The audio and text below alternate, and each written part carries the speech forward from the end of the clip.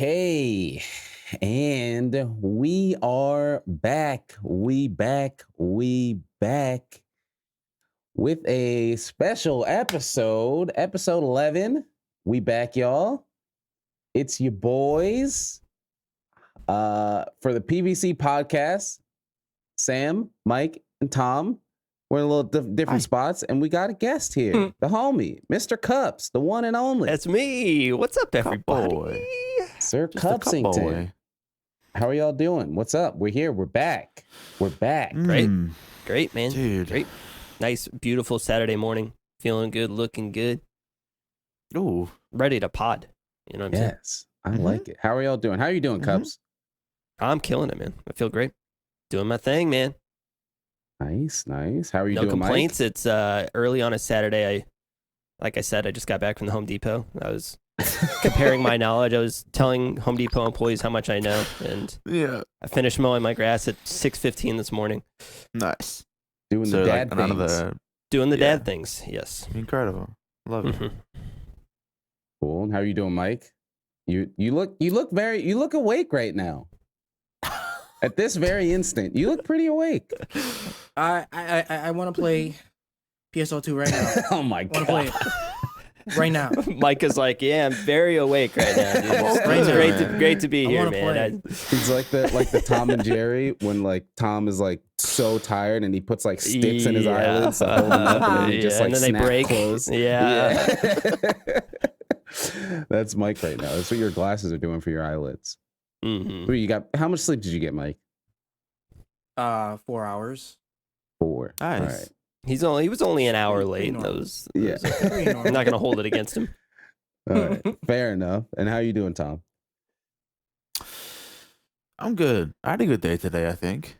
I sold a phone to a dude called Muhammad. That was a weird experience. I watched the Demon Slayer movie. In Australia, I guess? Yeah. They're not a lot of Muhammad's. Because it's pretty common here in the States. I mean, I've never met a Muhammad in my life. And he was weird, man. I've met probably hundreds of Muhammads in my life. Yeah, wow. same. Yeah. Nice. In the United States. I don't know. I never met one, and he was sketching me out, man. I really thought that he was gonna steal my phone and run, and then he gave me an extra $100 by accident at the local supermarket. He gave me $100 by accident, and then I counted it, and I didn't tell him when I left. So, hey, that's his fault. You know, that's a come. That's what I'm saying. That's a tip. That's a tip. Yeah, he gave you a tip. Yeah. You know, right? A little delivery boy tip. Yeah, just ride my bike up there. Come on. Yeah. I watched that new Demon Slayer movie today. It was pretty bad. Pretty bad. You know, we can get to that because I don't watch that show, but I caught the tail end of it with Heather, and I have some words, but I wasn't gonna speak words on it if nobody had seen anything. I watched it today with my girlfriend, and it was awful. So that's that. Yeah, I watched episode 1 of season 4 of Castlevania. That was my most recent watch. Oh, did that just come out? Yep, season 4 just dropped on Thursday or whatever. It came out yesterday or the day before? Yeah, Thursday night, Friday morning, whatever. Oh shit, I'm gonna have to watch that then. Yeah, I'm it's excited clean, man. They upped the quality animation even more. Oh, that's awesome. Yeah, that's awesome. And I'm doing pretty good. This week was kind of rough for me. Work. I had like a bunch of 12-hour days, and I was dying yesterday, but I had to play some NGS, and I did, and it was great. And I got a little bit of sleep. I got more than Mike, so it's not too small. And now we're here. Yeah, and we're podding. As we always start it. Again, what did you guys eat today? I know a lot of us probably just started our days, so we got time zones going all over right now. Tompy's in the future. It is like 14 hours. 15 for me, 14 for y'all. Mike and I are East Coast, so it's afternoon for us, and then there you go. Cups is in good old Kansas City over there, so he's an hour behind. The time zone that sometimes people forget exists. I'm going to be honest. I forget it exists a lot. Yeah. We got St. Louis. We got Chicago. We're doing okay. East Coast. I think East Coast people. It's like East Coast exists, and then it's just West Coast. I forget every other time zone. The thing that always gets me is Mountain Time. Honestly, maybe it's because I'm Central, but Mountain Time I always forget that they're in a different time zone. Where is that? Like Colorado? Is that? Yeah. Oh, okay. Yeah, Colorado, I forget Utah, Idaho, Montana. The plains states. But yeah, so what do you guys have to eat today? If you've eaten yet? I got a whole day to report, dude. Yeah, I got a whole day of food to report down. I had a bagel for breakfast. I had a lot of coffee today, man. I don't know why. It was just a coffee day. I bought like 4 coffees, and then I had Thai food for dinner, and it was pretty good. Ooh, that's what I'm talking about. Yeah, nice. Thai food. I haven't had Thai food. Pad Thai what would you shrimp. have? Oh, pad Thai. And some chicken skewer things. It was good. It was a good meal. I digested it, or I'm currently digesting it, I think. Yeah, it's going down, man. It's good. I enjoyed it. I had a good day of food for sure. Nice. What'd you have? Cups? Did you eat anything yet, Mike? Wait, what? Did you have anything yet to eat? Yeah. Oh shit. As a matter of fact, it wasn't pizza. Oh, it wasn't. Shit. But I have deep dish pizza in the fridge right now. Okay, he's gonna have it later. I have it in there, but I didn't finish it yet. But okay. I had a bagel, Chipotle for breakfast. Was it leftover or fresh? Yeah. All right, I'm dialed in for this stream now, baby. Start talking about Chipotle. Over Chipotle, steak bowl with sour cream, brown rice, black beans. Don't stop. Guac. Keep going. Keep going. Keep it coming. Ooh, more. The shredded cheese. Yes. Sour cream. I love Chipotle. Sour cream. There's a Chipotle that's about half a mile away from my house, and I eat there way, dangerous. Way too much. Hey, at least it's clean though, man. That's about as clean eating as you're gonna get. So, money wise, not so much. And I had a very healthy, very grown-up breakfast. I had some potatoes, I had some veggies, I had some corn, I had some eggs. I had a nice little scramble of all that together with my cup of coffee. Nice. And I also had some protein. Because I'm back in the gym, baby. Yeah, I'm getting there soon. I'm at the fucking bottom of the totem pole for food today. All I had was some water and literally 2 Sour Patch Kids so far. Breakfast of champions, baby. That is all I'm running on right now. So I'm gonna make something after this. 2-hour pod. Yeah, in there. Sour Patch for each. Sour Patch for each hour. That'll get me through the pod. So yeah, just had some water.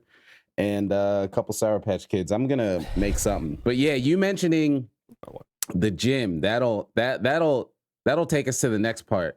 So I got my second. Let's talk about the gym. Hell yeah! I got my second vax last week. Yeah, last week. So you got maybe I'm week? An alien. Yeah. Yeah. So my goal is in June. I'm letting it cook for the rest of this month. Yeah, it's a good idea. Come June, I'm getting back in there. But yeah, I had 0 symptoms or anything.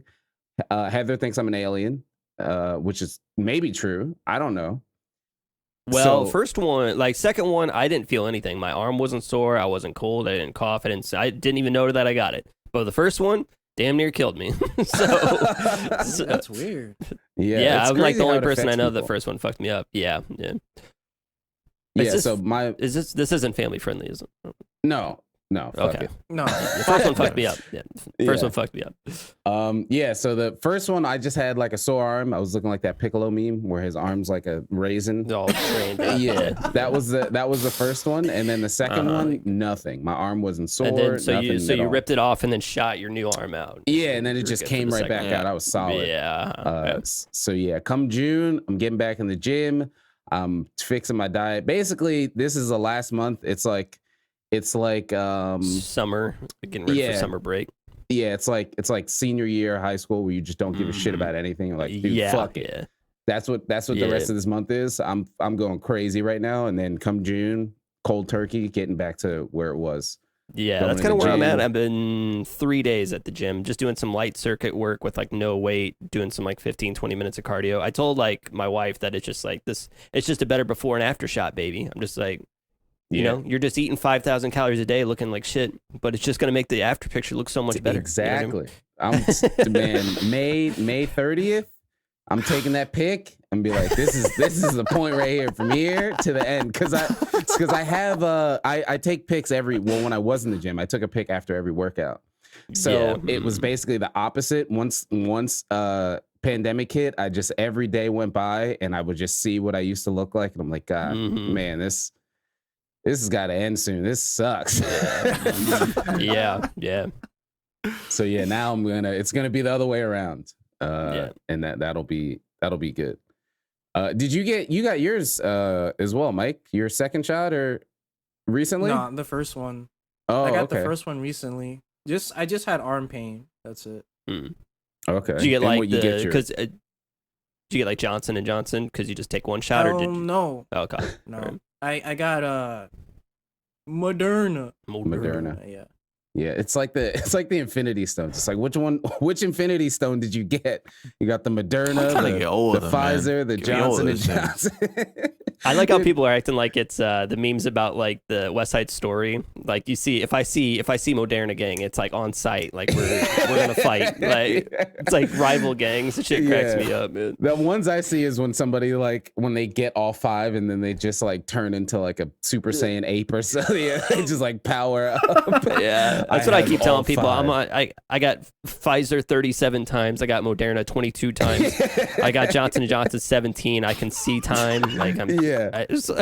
Yeah, there was a post I saw where it was like a person who gave us out the shot, they accidentally gave a lady 6 doses, and somebody replied with the and Vegeta like, gift? Yeah, the Vegeta gift just powering up. Like in the tube, like the recovery tank. Like that's hilarious. Yeah, it's really super funny. soldier serum. So how is it over there for you, Tompi? Like, are vaccines a thing, or are people just still masking up, social distancing up? I think we just got a bunch. Like we just got a bunch of vaccines like last weekend, I think. It's not really rushed here though, because we have no cases. So it's kind of like they're doing a bunch of tests on these vaccines first, and you guys not, like, nipped it in the bud real quick. So yeah, we got 0 cases, and we've had 0 cases for like since November. The States, we had 800 as of today. Yesterday, we had 841 cases in the States, and everybody's like, let's open shit back up, dude. Only 841 people died. Not even cases. Died. Yeah, died. And it's like, everything's fine. It's like, dude, I saw they mentioned people. They were like, so if you got the vac, you don't have to wear your mask indoors. And I was like, people are just gonna lie about that. Bro, I saw the tweet on that. I saw the tweet about them opening it up. I went to the grocery store across the street. Like an hour later, nobody has masks on. And like an hour later, pressing news on Twitter, everybody's like, "Fuck it, man! Hell yeah!" Like, yeah, it's crazy. Yeah, it's just gonna be people like lying about it at this early, at least in America. Yeah, I think that's why we're like so okay with it, because we haven't had like a case in so long, but everyone is still masked up, right? Like. Everyone's still like abiding by fucking social distancing, and everyone's still checking in whenever they go anywhere, like doing their parts. Like it hasn't like stopped since we dropped cases. It's just we're all living the same shit because there seems to be more of like a collective realization that like we all like doing shit. And if we just put a mask on, then we can keep doing shit for longer, right? Yeah, and especially like resurgence in like India and stuff like that. There's like some new strains, and people are spiking in certain areas. It's like you can never really be too careful. Yeah, honestly. Yeah, I remember I saw it was like a tweet of like there was like a concert going on in Australia, and people were like, look, like somebody posting that tweet from Australia was like, look, we social distance, we wore a mask, we did everything, and now we're chilling. We're having a great time. And there was just so many people from America like, that's not real. That you can't do. It's like, no, hey, this is from 5 years ago. Yeah. Bro, I can tell you, like, it works firsthand, man. I've been to like 5 rap shows since in the past like couple months. Like that's so crazy. And everyone goes in and we all check in, and you just get a test, a little bit afterwards, so that if you did have it, then everyone in there knows that they have it too. Everyone's safe and chilling, and I remember I'm doing what I used to be doing. So in the United States, we kind of started quarantining in like March of last year or so, and it was probably like July, August or something like that. I follow a lot of the FGC accounts and a lot of the FGC information, but Singapore had like a major tournament where like hundreds of people showed up. Like people had their masks on, but it was, it was like, but this was like July of last year, and everybody's like, what the hell are you people doing? Like, are you guys crazy? And they're like, no, we don't have any cases. Like we did our shit for the first like 3 months. So we have this open again. We're fine. And it just like blew my mind because that's like when things were starting to get bad, and they were already coming out of it in like Singapore and some other countries like New Zealand and whatnot. Yeah. So it's just do your shit, man. Yeah. You know what? Fuck America. That's a whole other pod, man. That's a whole other pod. Fuck America. Y'all are fucked up. Hey. Wait, we get to say that. You don't get to say that. Right? Dude, I got to say, I'm passing judgment. I'm passing man. it. Y'all are fucked up. That's just honest. Y'all are fucked up. You're doing some fucked I remember up shit. it was like around shortly when it was getting like heavy here last year, and I was just tweeting about it, and Socks was saying something about like working out, and I tweeted back, I was like, get me out of here. And Socks was like, no, I'm not going near you, full stop. No. For those listening, Socks is in UK, and I was just like, man, I gotta get out of here. Yeah. It was rough, but I think at least America, we're starting to get towards the end. It feels like it. I'm hoping. Fingers crossed, man. Yeah, fingers crossed. Yeah, things are slowly starting to open back up, and it's about as careful as you can make it. You know what I mean? So we're going to like farmers market until like the gym and stuff like that. I go to the gym at like 9:00 at night when nobody's there, and it's you know what I mean, starting to get back to normality, which is nice. That's the roughest thing. So I used to go to a Planet Fitness, which is like right down the road or whatever. And they were like 24 hours. So we would always go late anyway, just so there's less people there. So now they close at like 9 or 10. Yeah. And it's like, dude, well, one, that doesn't even make sense because now you're just pushing all the people into the same space. Yeah. And then I can't go at night now when there was nobody there. Yeah, it's weird. I mean, I guess there's just less people working, but it's just like you're just cramming more people into a smaller time slot now. Now people have 8 hours to exercise instead of 24 hours to exercise. Yeah, so it's really weird. But yeah, I'm gonna try to make it work. Get some kind of. Isn't that bad though? Because you got like COVID sweat and shit in the That's air. what I'm saying. People breathing heavy. People coughing in their hands and then picking up the bar. It's a damn mess. That's why I was like, I'm not going until I got this second shot and I'm letting it cook for 3 weeks. Yeah. So come June, see if it spikes again, something like that. Yeah. All right. So yeah, Cups, let's since we got a guest, we asked how are you doing, but we were mentioning last week how we were gonna have you on, and we opened up Twitter. Well, we had a conversation, me and you, just talking about Twitter and social media in general, but on the pod we opened up Twitter and we were like, oh, he's only following like one person. And we saw what was going on. So we were just like, what's going on there as far as wait. Before you finish, okay, let me monologue. Let me paint a picture real quick. Yeah, let me. So at first, I know a while ago, I think it was when Cyberpunk came out. I know a lot of people were like, if this motherfucker don't shut the fuck up about Cyberpunk. So I remember Cups unfollowed me, and I was like, okay, maybe I talk too much, right? and then he followed me back, and I was like, oh, okay, cool. And then I was like, wait a minute. Again? I was like, wait a minute. He unfollowed me again. And then we were like, wait a minute. He's not following anybody. He's Mike just sitting there refreshing, looking at his Twitter followers all day. F5. I lost one. I gotta find who this fucker is. Yo, I'm getting this engagement. You gotta grow. Come on, man. Well, honestly, like this might be like, I don't know. I'm not trying. I have no reason to lie because I don't care. You know what I mean? So like maybe this is just me being a boomer, or whatever. Maybe I'm accidentally unfollowing people, or it could be like a Twitch thing. Because I've unfollowed Sammy like 12 times, like on Twitch. So I don't know if that's what it is. I have no you know what I mean? I would follow you, and I don't care. And I felt like a lot of your Cyberpunk takes were pretty reasonable. You know, you're like, yeah, it's not a perfect game, but I really enjoy it. So if you have negative things to say about it, just shut the fuck up because I don't care. So I'm like, respect it. And I'm not like, this guy's posting about Cyberpunk, unfollow.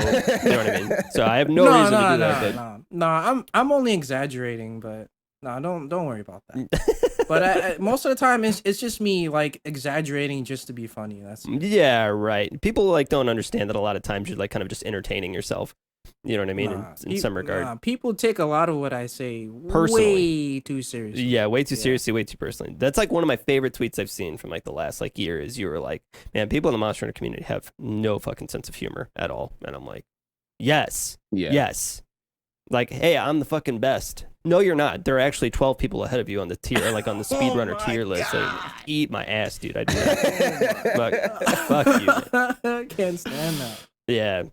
Just I don't know. I think it's because like, you know, Monster Hunter is it's like a worldwide kind of phenomenon. So a lot of people don't really get sarcasm. Maybe it's like their second or third language, or you know what I mean. Like I don't know what it is, but I just attribute it to people having no sense of humor. Yeah, fair enough. Correct. Yeah, like that's we were talking about that before. Like there's really not much, especially since World has blown up and gotten as big as it has. There's not that much humor in the genre or community in general. Like you look at like FGC stuff, like I've not played any, I don't really play any fighting games anymore, but at least once or twice a day I'll just see something related to FGC that's just fucking funny. It's just hilarious. Yeah, I just agree. all the time. And that's just like isn't, and it's comedy where you don't have to know every little tiny nuance for it to be funny. Because you'll see a meme or something like or somebody post something about a charm or something. It's like, oh, I was so good. It's like if nobody knows what you're talking about, that's not funny. Like you're just posting a charm or something. But a good example of go ahead. No, you're good. Yeah. A good example of like what you're talking about for like FGC humor, and I was thinking about this specifically. We hadn't talked about this, which is kind of weird. But Jayuna, who does his channel's called Anime Illuminati, but he was talking about how Potemkin got nerfed in the GG Strive beta. From the first beta to the second beta, he got just nerfed into the ground, and he's like, "Good, fuck that dude. Like, fuck Potemkin, fuck all Potemkin players." And like, you could tell that it's all like just tongue in cheek. Like he doesn't. And I was just like, what if somebody said that shit for the Monster Hunter community? They would like go that insane. Person, like fuck Gunland players, fuck you. That's exactly drama. what happens. That's exactly what happens. It would be labeled as drama, and that's what's been happening in the. And dude, if they nerf the shit out of Longsword, and on Twitter I'm like, good, fuck man, that's what you motherfuckers get. Exactly. Fuck Longsword. Everyone's gonna fucking come at my head. Yeah. That's why I don't know why you need to say things like this. Yeah, it's different. That's like that's exactly what Mike said about Charge Blade, and people were like, "Well, if you let people enjoy the game that they want to enjoy, and you shouldn't be dictating. I wouldn't be celebrating anybody's weapon being nerfed. That's just not swell." Oh my God. It's like whatever. Just take a joke, relax, unwind. Nobody cares about your speed run. Shut up. And then next week I'm using Charge Blade. So it's like who cares? I'm aware that Charge Blade feels like shit compared to before, and I keep playing it, but it feels like shit. Whatever. I'm having fun. Who gives a shit, man? Yeah, and like actually, like on the opposite side too, like me and you joking about it, and I'm like Axe Hopper more like Trash Hopper, and and people are like, oh well, you're just not a very good player then. It's actually phenomenal. It's really good for aiming 360 degrees and aiming your SADs to be more consistent and sniping the head whenever. I'm like, you dude, I do not care. It's like shut up. Ruined it.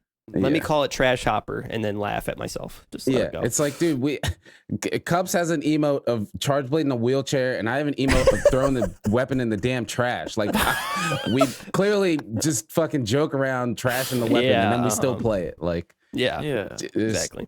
There's a lot of context that just gets missed. But yeah, I mean that goes into what we were saying before on how you were just like, fuck it, man. I'm just tired of seeing all this garbage. And then you just, I don't know if you changed it, but you like unfollowed everything. You were like, I don't need to just spend time looking at stuff I don't want to see. I unfollowed like 300 people or something like that. I had like 300 followers and whatever at the like 1,200 I don't know. I had like 1,200 followers and I was following a 300 account or whatever. And I unfollowed like 300 people in like a single day. The only person I follow now is my editor. That's it, for like my editor for the video, in case I want to retweet his stuff or do whatever, do whatever else. But I was just like, so instead of doing that, I just follow topics now. So I just, follow Capcom, I follow Final Fantasy, I follow boxing, I follow things that I like, and just follow the topics so that I only see basically like the most engaged or like the kind of cream of the crop of those social media posts. And I gotta tell you, it's been about a week and a half or so, and it's amazing. I saw that Shepard's title was like talking about MH drama, and I was like, I don't even know what he's talking about, dude. Nope. I don't even know what he's talking about. And it's been great. And it's like, I don't know, I just had a lot of shit going on, like, I don't know, personally and just like in my life and stuff like that. And I would just sit there and just doom scroll, like, you know what I mean? Just get on Twitter and then get on Discord and they're talking about it, and then check YouTube videos and they're talking about it. I'm like, I'm just unfollowing all this shit. And like, I don't know, just focus on me. Just focus on like my own kind of, mental health or whatever. Not just that, but like, I don't know. I'm just focus on the content that I'm going to put out there. Don't worry about what everybody else is and trying to bounce off of other people's ideas. Just do what I need to do right now and then move forward from there, kind of thing. Yeah, that's just detach definitely it. Yeah, exactly. I mean, I do the same thing. I say it a lot. I'm like, especially since, before Rise, there wasn't really much Monster Hunter stuff going on, but even since Rise, like, I don't really watch, even in general on Twitch. Like, I watch one stream. I watch like Labyrinth, and that's just because he's a good friend. Like, that's like it. I don't. As far as YouTube stuff goes, I see Monster Hunter stuff and I'm like, no, I don't. I'm not trying to look at that. Like, I listen to podcasts all the time when I'm on YouTube, or I watch PSO stuff a lot on YouTube, and it kind of gets me to something I wanted to mention earlier. Is with New Genesis coming out, it kind of similar to Monster Hunter, but yeah, I just look at what is genuinely interesting, not what I'm creating. I feel sometimes you can create something and it's good to be into that and a part of it, but I think there's also the other side of being too far into it, and then you kind of tunnel vision, and then you just like, it's like musicians, like it happens all the time, right? With musicians who they put out their first set of music and it's great because they were doing all kinds of stuff. They were struggling before getting where they got to go. And then 3 albums down the line, all they've been doing is just making music, and then their 4th album just sucks. And it's like, because you weren't doing anything. You were just, all you were doing was just in the studio making music over and over and over and over again. And the same kind of thing I feel holds with content creation. If you're making whatever game or content you're making, cool, work on that, but to open up and think about some other stuff too, because you just get stuck in tunnel vision. Then you're thinking about fucking Monster Hunter drama, and because somebody said a weapon sucks, because you're just not, you don't know anything else to talk about or to think about. So yeah, that kind of stuff is important.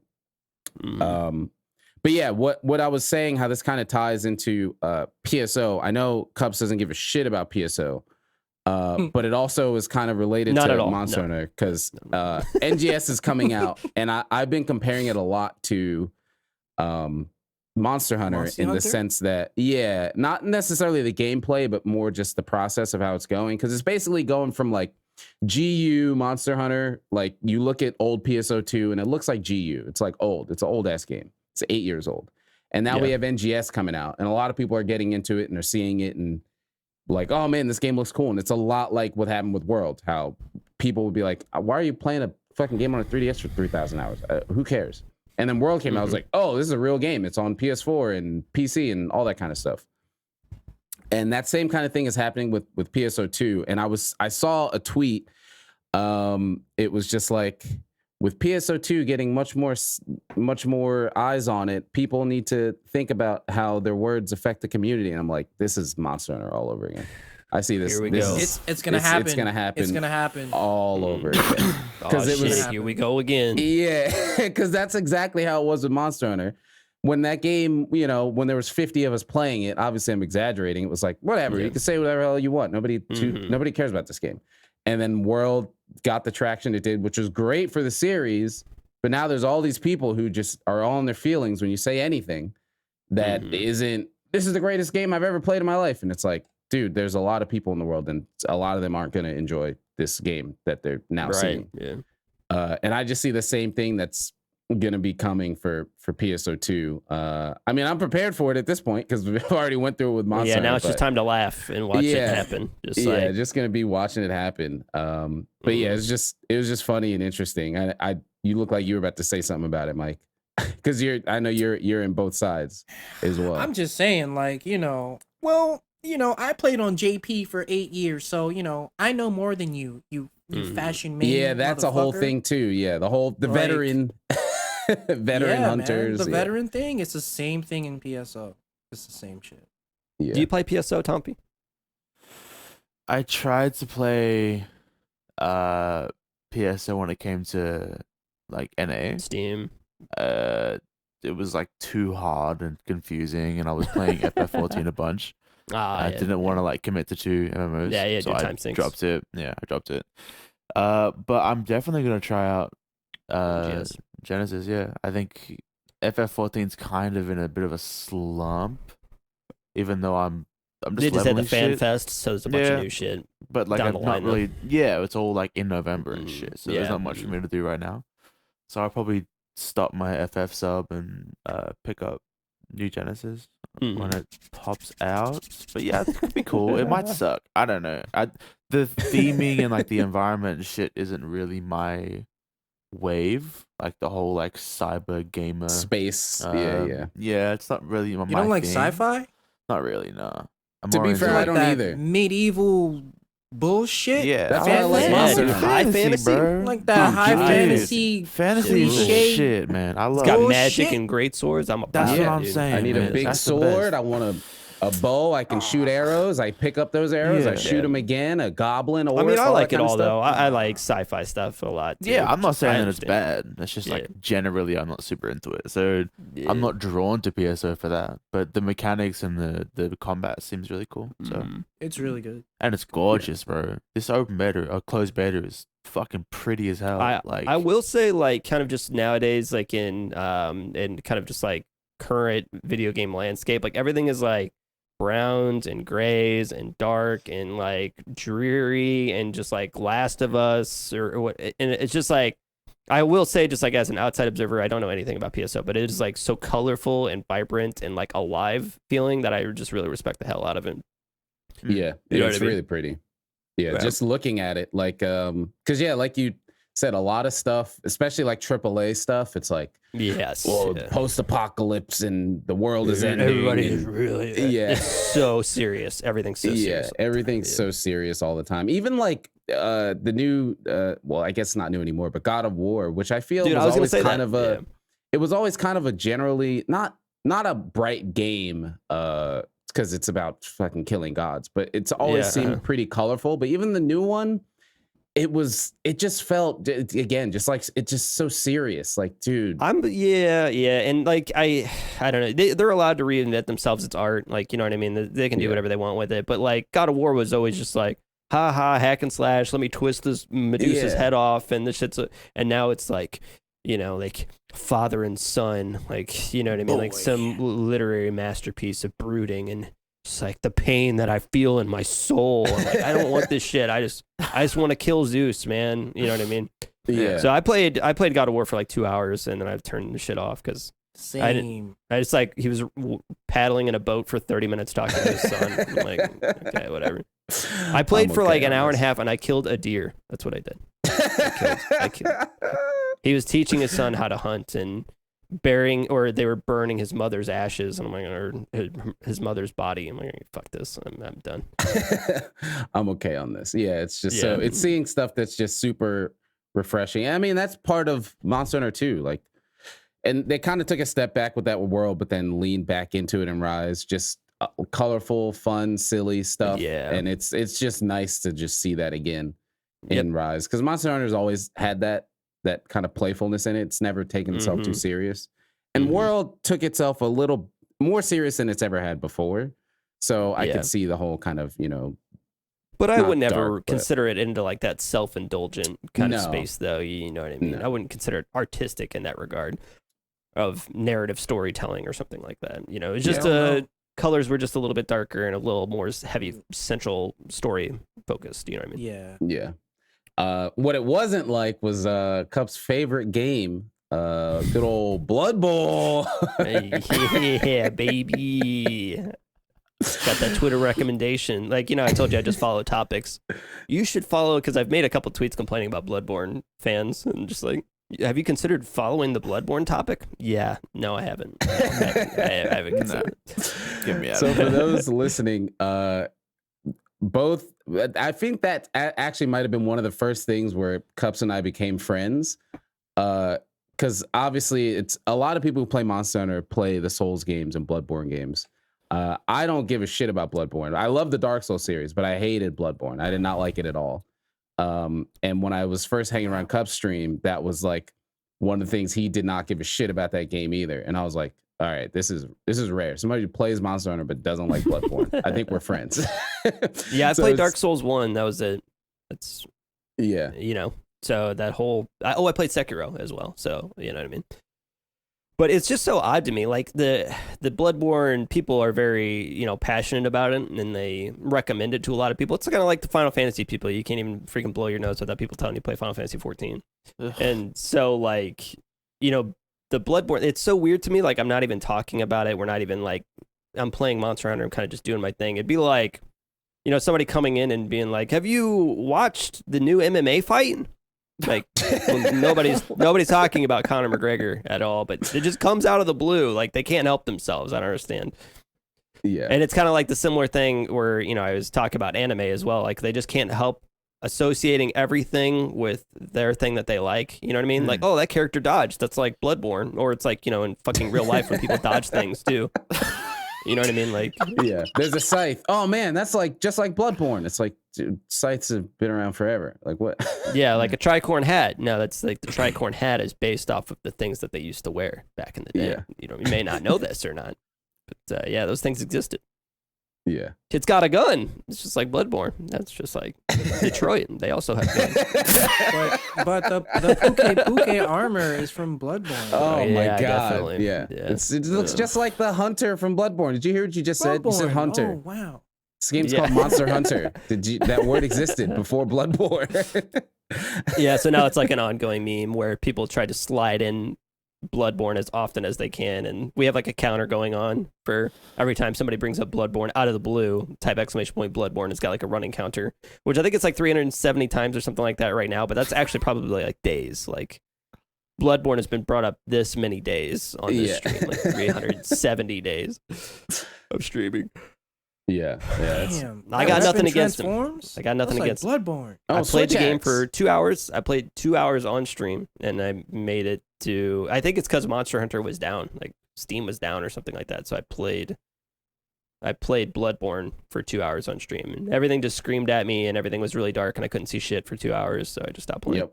Yep. Yeah, so Heather got it for me as like a gift, because I like all the Soul series. I was like, yeah, sure, I'll try Bloodborne. And I started playing, I was like, oh, okay, cool, whatever. I don't really care for this theming. I like knights and all that shit. Yeah. And then I just kept playing, and things just kept screaming at me, and I just couldn't see anything, and there were aliens, and I was like, all right, I'm sure, I'll try to get through this. And I got to the last boss, and I was just like, dude, I'm just not having fun anymore. I'm turning this off. Bloodborne's story is fucking bonkers towards the end.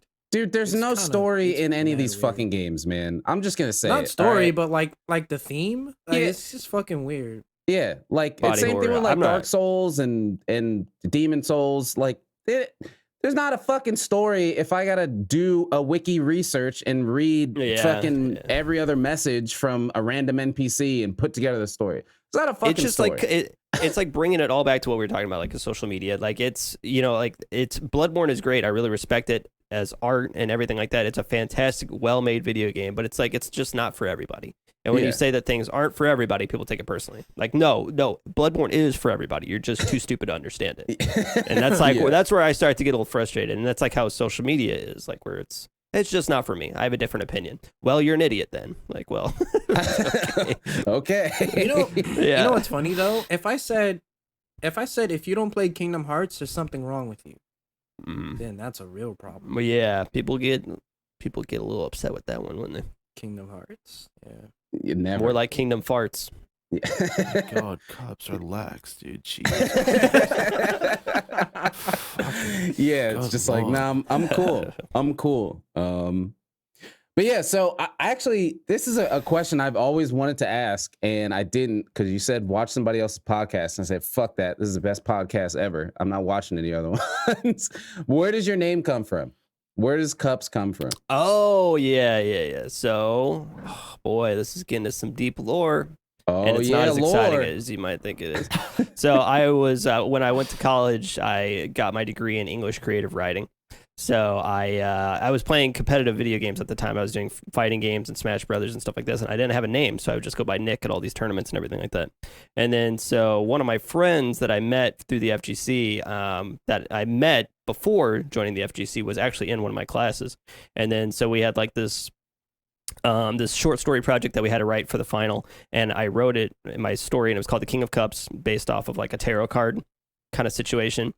And I turned it in, and my professor thought it was really, really good. And so they asked for my permission to kind of forward it to somebody that they know, forward it to somebody who got published and did really well. It was like a really exciting thing. So they said, you should go by Cups.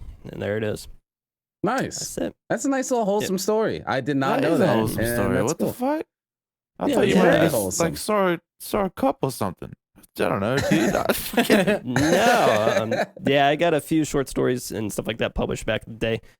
And yeah, they're out there somewhere. I don't know. And just true Cups or Nick me fashion, I just like think everything that I do sucks ass. So I don't think I even have a copy of it anymore. I don't know if I can find it or anything like that. This shit's garbage. Throw it away. Yeah, here it is. And meanwhile, it's getting published and shit. Yeah.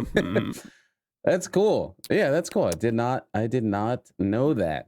Well, yeah, everybody thinks it's some meme or some joke or something like that. No, some actually college. Oh man, in college he slammed so many cups of beer pong. Yeah, yeah. called him MisterCups. No.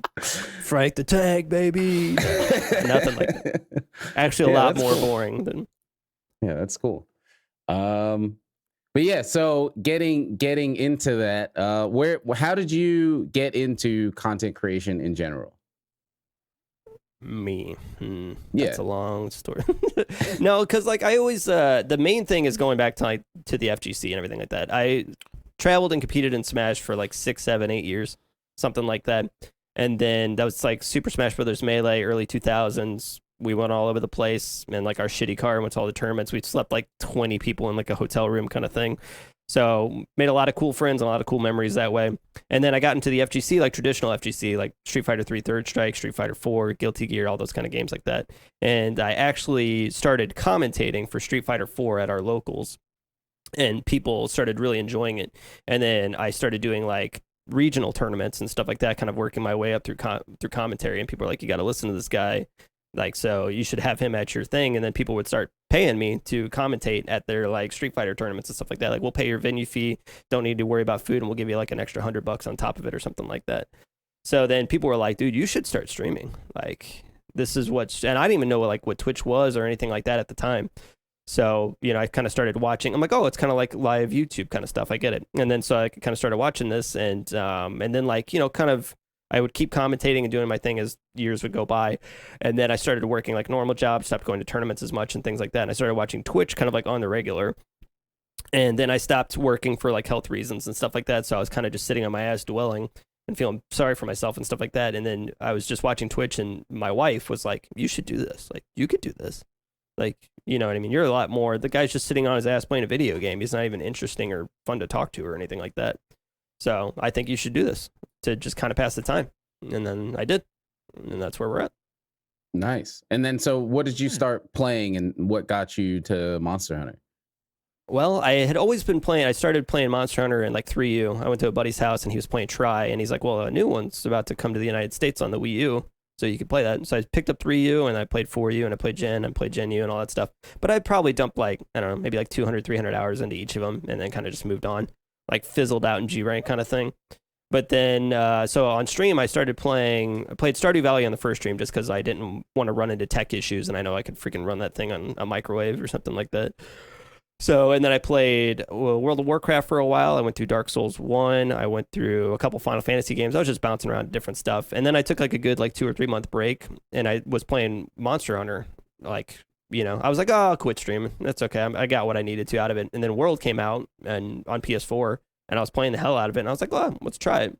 And then so I played nothing but that game for like a month, and then started getting like a pretty decent following, and then started really enjoying streaming. So then got sucked into World, and then PC, and like PC when World PC hit, that's kind of like where I blew up, like at the time. So and that's where we're at. The rest is history. Yeah, cool. That's awesome. And then now you're a dad. You're a dad gamer, dad streamer. That's me. And how has that changed or just evolved? I know how a kid evolves, but how has streaming evolved? You see, when a man and a woman love each other. So how's the kid growing, Cups? How's the kid taking like measurements or whatever? How's it going? Yeah, they do. They're pretty strenuous about, like, the thing that's weird about, like, every time we go to the doctor's appointment and stuff like that, they do the measurements of like the body weight and the length and the head size and stuff like that. They measure all that stuff. And then that's fine, because just to see how the kid's growing. But then they compare them to other babies. You're actually, the babies, it's really weird. It's super weird. Like, well, the baby is in the top 35% in length. So your baby's, relatively tall, but they're in the bottom 24% for weight. Just wanted to, that doesn't affect anything. We just thought you might want to be self-conscious about it for the rest of your life. What a fucking mental strain. Like, hey, kid is in the bottom percentile of kids right now. Just wanted to let you know that. Nothing you can do about it, but, they kind of suck right now. So, it's really weird. When he was born, he was quite small when he was born. He wasn't like too early or anything like that, but his weight was really low. His size and everything like that was fine, but he was pretty low in weight. And they're like, just want to let you know he's in the bottom 8% of weight babies. I'm like, okay, what do I do? Like, well, just make sure he's eating. Well, yeah, I'm going to make sure that the kid fucking eats. Yeah, thank you. And then 6 months later, they're like, oh, he's much better on weight. He's like bottom 35% now. I'm like, sweet. Okay, like it's breathing, shit. Dude. Like, I did not know they did that. That's crazy. It's really weird. Your kid's just not doing great. He's healthy. Dude, I thought it's so bizarre because we were talking about like toxicity in the gaming community and like putting things in different places where they do the same thing with being a fucking parent. It's like PvP parenting. It's wild, dude. So are there like a bunch of dads and they're like, well, my baby's actually taller than yours. Dude, I swear that's all it is. Especially like, I don't know, like my wife follows like a lot of, she's like on, Facebook, and she does like, different chat rooms and stuff like that to get advice from other moms and things like that. And it's like, dude, it is all just posturing. It's so weird. Like, well, does anybody have any kind of like, not to get too weird about it, but like, breast pumps that, to pump milk, any kind of suggestions for that kind of stuff? Oh, I only naturally breastfeed my baby. I would never attach, I'm better than you already. Yeah, exactly. I just like that personal bonding, like I just could never attach myself to a filthy machine like that. And God. Feed my baby a bottle. Oh, that's disgusting. That's all it is. It's just posturing all the time. Dude, it's PvP crazy. parenting. It's wild. Fucking nuts, dude. Holy shit. Yo, dude, I feel like... No, you're good. Go, Mike. Go ahead. Me? Oh, Mike. I feel like that shit's in everything, dude. That's what everything. I was gonna say. You could work for like the news. You'd be like, you work for Fox News, motherfucker. Yeah. It's always something with everything. Yeah, and I feel like social media like blows that up even more because just everybody has access to everything now. So it's just like, well, I feel like you go back maybe, I don't know, when most of us were kids. If there was a kid that like said something about a game and you didn't know about it, you're like, oh, okay, cool. Because you didn't know. Like you didn't have access to the tools to be like, no, that's wrong. But now it's like if somebody says something, it's like, no, I'm going to Google this up. You're wrong. I'm right. Like just everybody has access to whatever now. So just whatever you say is law, and whatever the field is, I'm a professional at it because I looked up WebMD and WebMD said this. Right. Yeah, and just the way that the internet is, you can find an article that will agree with anything at all, like any kind of opinion, no matter how off the wall or crazy it is. Like, Joe Biden's a fucking lizard person. I can find an article to support that. Well, here you go. Eat shit, dude. I got the proof right here. Yeah. That's so crazy that's in PvP parenting. That's so crazy. Yeah. Yeah, there's like leaderboards, dude. I swear to God, it's like so straight. Can this be the title of the pod? PvP parenting. I like it. Yeah. Yeah. So I'm in a couple different Discords, and I'm in like the local FGC Discord, and there's a Monster Hunter channel in there, and I've been playing with a lot of those guys, and I gotta say it's like really refreshing. Just people that do not know shit about Monster Hunter, just getting back to the pure enjoyment of it. It's been really, really nice. But there's like, I don't mean to be an asshole, but people that don't know who I am or what I do or what, how into the Monster Hunter community I am on content production or whatever. And I'm like giving people advice on, it's like certain weapons, like, build however you want. But this is typically what people do on Switch. Actually, probably want some, rapid morph or something like that. Maybe just a couple survivability skills like evade window or something like that. And then people like start linking me videos to other content creators. And like, I'm not, you know what I mean? Like, here's a Charge Blade guide that's put up by Maximilian, dude. Like, okay. I don't mean to discredit Max because he's a big dude, but yeah, he's not the strongest Monster Hunter player. You know what I mean? Or like, hey, you're hitting yellow sharpness on this weapon. Well, somebody told me that yellow sharpness is good. Okay, well, they lied because yellow sharpness is but you know what I mean? That was wrong. Yeah. That was like flat out lie. You go fucked up. Yeah. You could just look at the numbers. Go hit the guy. The numbers will go down. Yeah. Someone literally came like on one of my SNS guides. They said, "Hey, you should check out Eric's SNS guide. He just made it." And I was like, I mean, I shared it, but I don't need it. I mean, clearly you're watching this. What the? What? Yeah. And it's like, and that's the thing too, where it's always like, you can say something like this, like, oh, well, did you see Wolverian hates Eric's? And it's like, no, dude, like it's cool. I'm making content. He's making content. We can all make content in our own space, and we don't have to live off of each other's stuff. And it's fine. It's fine. I haven't seen his video, and that's okay. He might not have seen mine, and that's like totally okay.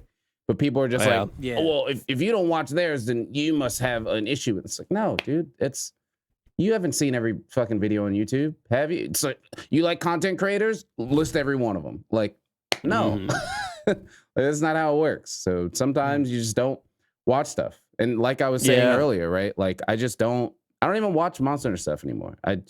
Other than, close friends. Like I'll watch Mike's stuff on YouTube. And then as far as streams, I'll watch Lavrin because that's like the homie. That's like it. Yeah, whenever I'm like watching my son, I spend like Wednesday, Thursday, and more days with him now and stuff like that. But like I'll just put on like a YouTube playlist of like a homie and just let them go. Just let it go all day and just, give them all that ad revenue and all that shit. Like I'm not even watching it. I put it on, mute and just let the YouTube videos play for 8 hours. I'm like, this is helping people out. You know what I mean? Put on Wyverian. Let's get his whole playlist going. There you go. Yeah. Just let it go for 8 hours. Give him all those views and stuff like that. So, I mean, I'm not really like actively watching a lot of that stuff, but try to support in ways I can. Yeah. You know what I mean? I think that's how a lot of us are. Cause it's like when you create content for something after a long amount of time, you don't want to watch like everything from everyone. Yeah, it's too much. It's way too much. Yeah, and there gets to a point. Go ahead. Yeah, you're good. So it gets to a point where I think we're at the point where we know how to gather information. You know what I mean? We know how to test sets. We know how to get the most out of our weapons. And, if we wanted to grind out some runs, we could probably do that too. But you know what I mean? There's some cool little tricks that you can find out here and there. But I think we're mostly at the point where if we don't know it, we can probably find it out pretty quick. So we don't necessarily need to watch a lot of Monster Hunter content. Yeah, exactly. And that's why I've been trying to like, my bad, Sam. No. Yeah, well, I mean, that's what I was saying. Like when I started, when I started Monster Hunter or even streaming, it was like, oh man, let me look at this stream. It was like I was just all the time, that was it. That was like anything I did, anything I looked at, if it wasn't Monster Hunter. I remember I was at a con one time with some friends, and we were in like our hotel room or whatever, and they were on their Switch and they were playing Smash, and I like got mad that they weren't playing Monster Hunter because we're all friends from Monster Hunter. I was like, what are y'all doing? And they were like, dude, we're fucking playing games. And at the time, I was like, whatever. And now that I'm fucking old, it's like, dude, you're a fucking idiot, dude. They're just fucking playing games. Like, who cares? Like, people like to play shit other than Monster Hunter. And it's like, like, there's a certain point of self-awareness you have to get, especially when you're in in something like, so like I was like super tunnel vision at that point, right? It was just like stream is Monster Hunter, this is Monster Hunter, that, and I was like, dude, there's more to everything than just one fucking game or just one stream. But yeah, that was just like, I was like, yeah, it was like some years later too, and I thought about that, like that experience is still in my head, and I was like, you know what, that was stupid. Sam, you were dumb. They just wanted to fucking play Smash, and that's it. It's fine. They can just play Smash. It's like the same idea from, you know, like, I think it's just people being passionate about their games, right? And I'm never going to say I've never been a shitter on the internet before. I'm sure all of us have been shitters on the internet at some point in our life. I mean, that was me the other day. I told someone to shut the fuck up on Twitter. So. I don't think that's being a shitter, though. Like, sometimes it's warranted. I mean, you need to know the context. Oh, true. Then, you know. True. But I mean, like, unwarranted, like, I'm going out of my way to be a shitter sometimes. Like, that's what that example was. It was like, they're just hanging out playing Smash. What are you doing? Go play Monster Hunter. Like, relax, dude. It's not this serious, Sam. Well, you know, it's kind of weird because, like, what we were talking about before, it's like so widespread and in so many different communities, not even like video gaming, but I haven't really had that kind of thing where I'm like, oh, these guys are playing this fighting game over this fighting game, or these guys are reading this book over these book. I've never really had that before, and it's like I see it so commonly everywhere that I think it's like a character fault of my own, where I'm like, well, maybe I just kind of lack passion. You know what I mean? Like, maybe I'm just not passionate enough about the things that I care about, because I've never gotten worked up about anything like that, where I tell somebody, like, you're playing the wrong game, or you're watching the wrong movies, or if you don't like Star Wars, you're an idiot. I've just never had that. I'm like, well, maybe I just kind of lack passion. I don't know. It's kind of weird. And then I'm like, no, that's stupid. I'm passionate enough. No. I just don't push it on other people. You know what I mean? But I think it's just self-awareness. The fact that it's so wide, it's like... that I'm starting to think there's something wrong with me. No, you know what I mean? Yeah, it's just the internet being the internet, and sometimes people get influenced by it really easy. But I think that's just like a self-awareness, right? Like, oh, look. And I also think it's from probably liking a bunch of different things, right? Like, for a long time, I didn't like shit but Monster Hunter. So it was like, well, if you don't like what I like, then maybe I'm weird. So it's like, no, you're weird for not liking this. But if you come from if you just like a bunch of stuff all the time, it's like, oh, it's okay. You don't like that. Cool. I don't like this, but I like this other thing. So it kind of, I think that is probably some self-awareness that probably helped in just not being that kind of person. Because I mean, we talk about, most of the time when we talk about stuff, it's like, if it's related to Monster Hunter, it's not the game, it's people being stupid. But other than that, we'll talk about other stuff. Like, we just talk about Final Fantasy 7 all the fucking time. Like, just because Final Fantasy 7 is cool, or you know, or just all kinds of stuff. And I think for me, I wouldn't say it took a while, but there was definitely a few years where it was like, if it wasn't Twitch or Monster Hunter, I wasn't hearing it.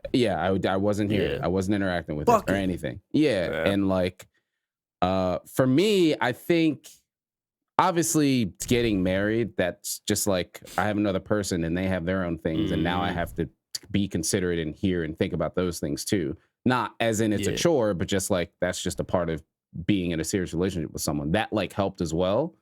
But also, it could just be just the general thing of just getting older, getting more mature, and probably a lot of the people that, I mean, you're talking about how you used to be, you know what I mean? So that's when you were younger and less experienced. I mean, you got to think of like a lot of these people that, because you can have a Twitter account now when you're 6 years old or whatever.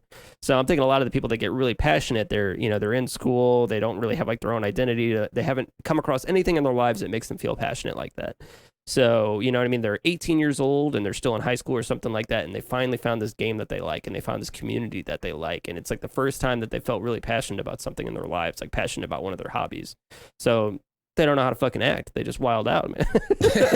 So it's like, so, you know, after we've been a bit older, we've kind of come in and out of hobbies and things like that in our lives, that we kind of have the perspective that a lot of other people don't, where how silly this is. You know what I mean?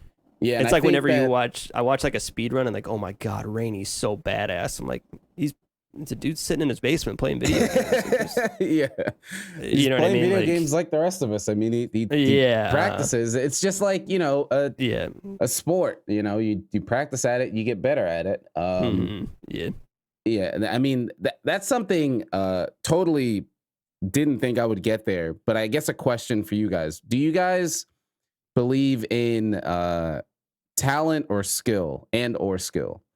As in, so as I've gotten older, I don't think people are necessarily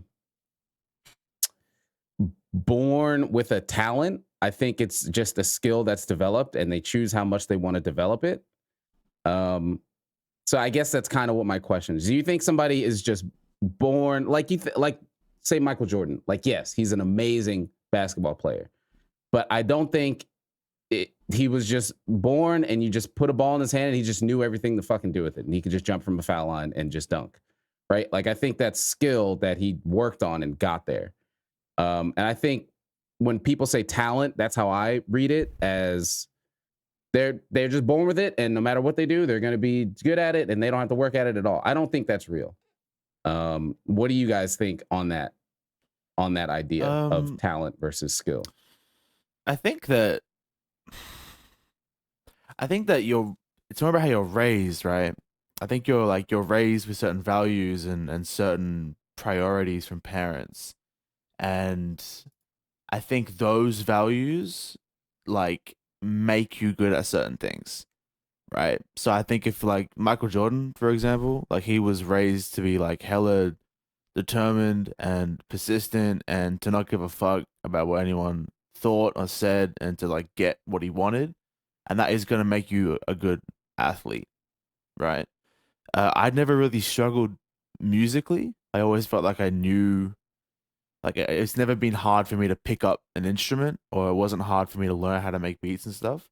And I think that's because I was raised like creative, right? Like I was raised to think how I want to think, and that taught that like self-expression is like the most important thing and stuff like that. I think that you're instilled values and those values make you good at shit, but it just gives you like a foundation, and then like that foundation is easier to build on than like other subsets of skills in your life. That's a good take. I like that. Yeah. Michael, yeah. What do you guys think?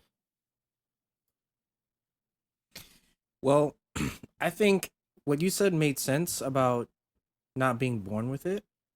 I don't think Michael Jackson was born with the ability to dance well, but I think he maybe like an innate talent, maybe like he gravitated towards it, and because he worked so hard, it's like it's like when they say black people have rhythm, it's not necessarily that we're born with that, it's that we're raised listening to music with drums all the time, and we just naturally have the rhythm. Like it happens.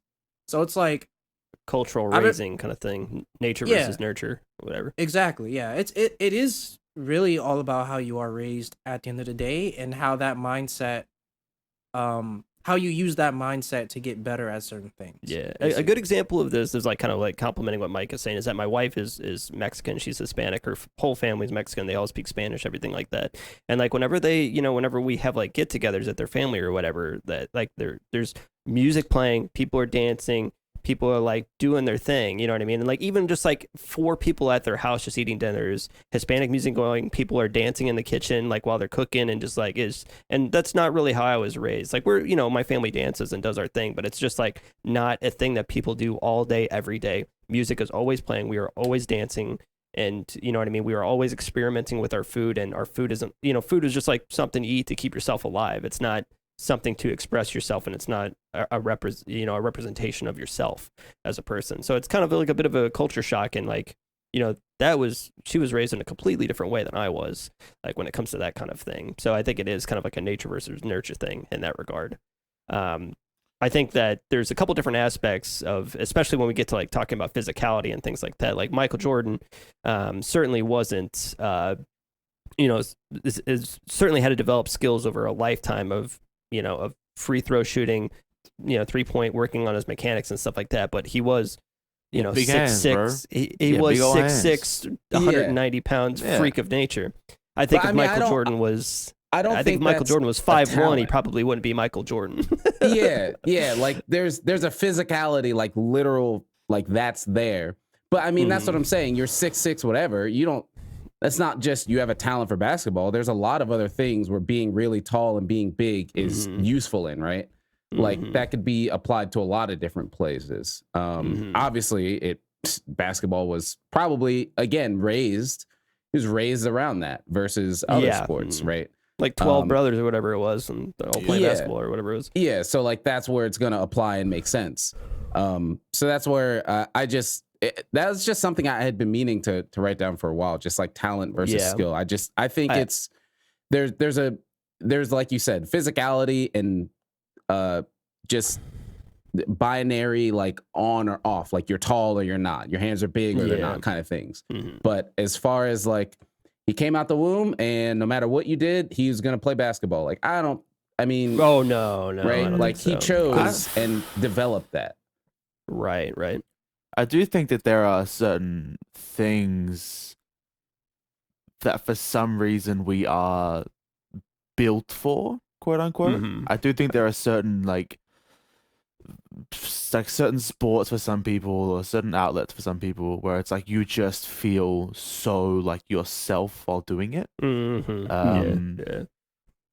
I don't know if I can put that down to anything other than like that's just what you were meant to do, right? It's such it's such a weird thing, like, and I think it just like culturally put too much emphasis on things that don't really matter. You know what I mean? Like in the grand scheme of things, like, you know, basketball doesn't matter like at all. Like it's a recreational entertainment sport, and that has value in its own, but it's not necessary for our survival or anything like that. It's like an arbitrary skill set and rule set that we implemented for entertainment.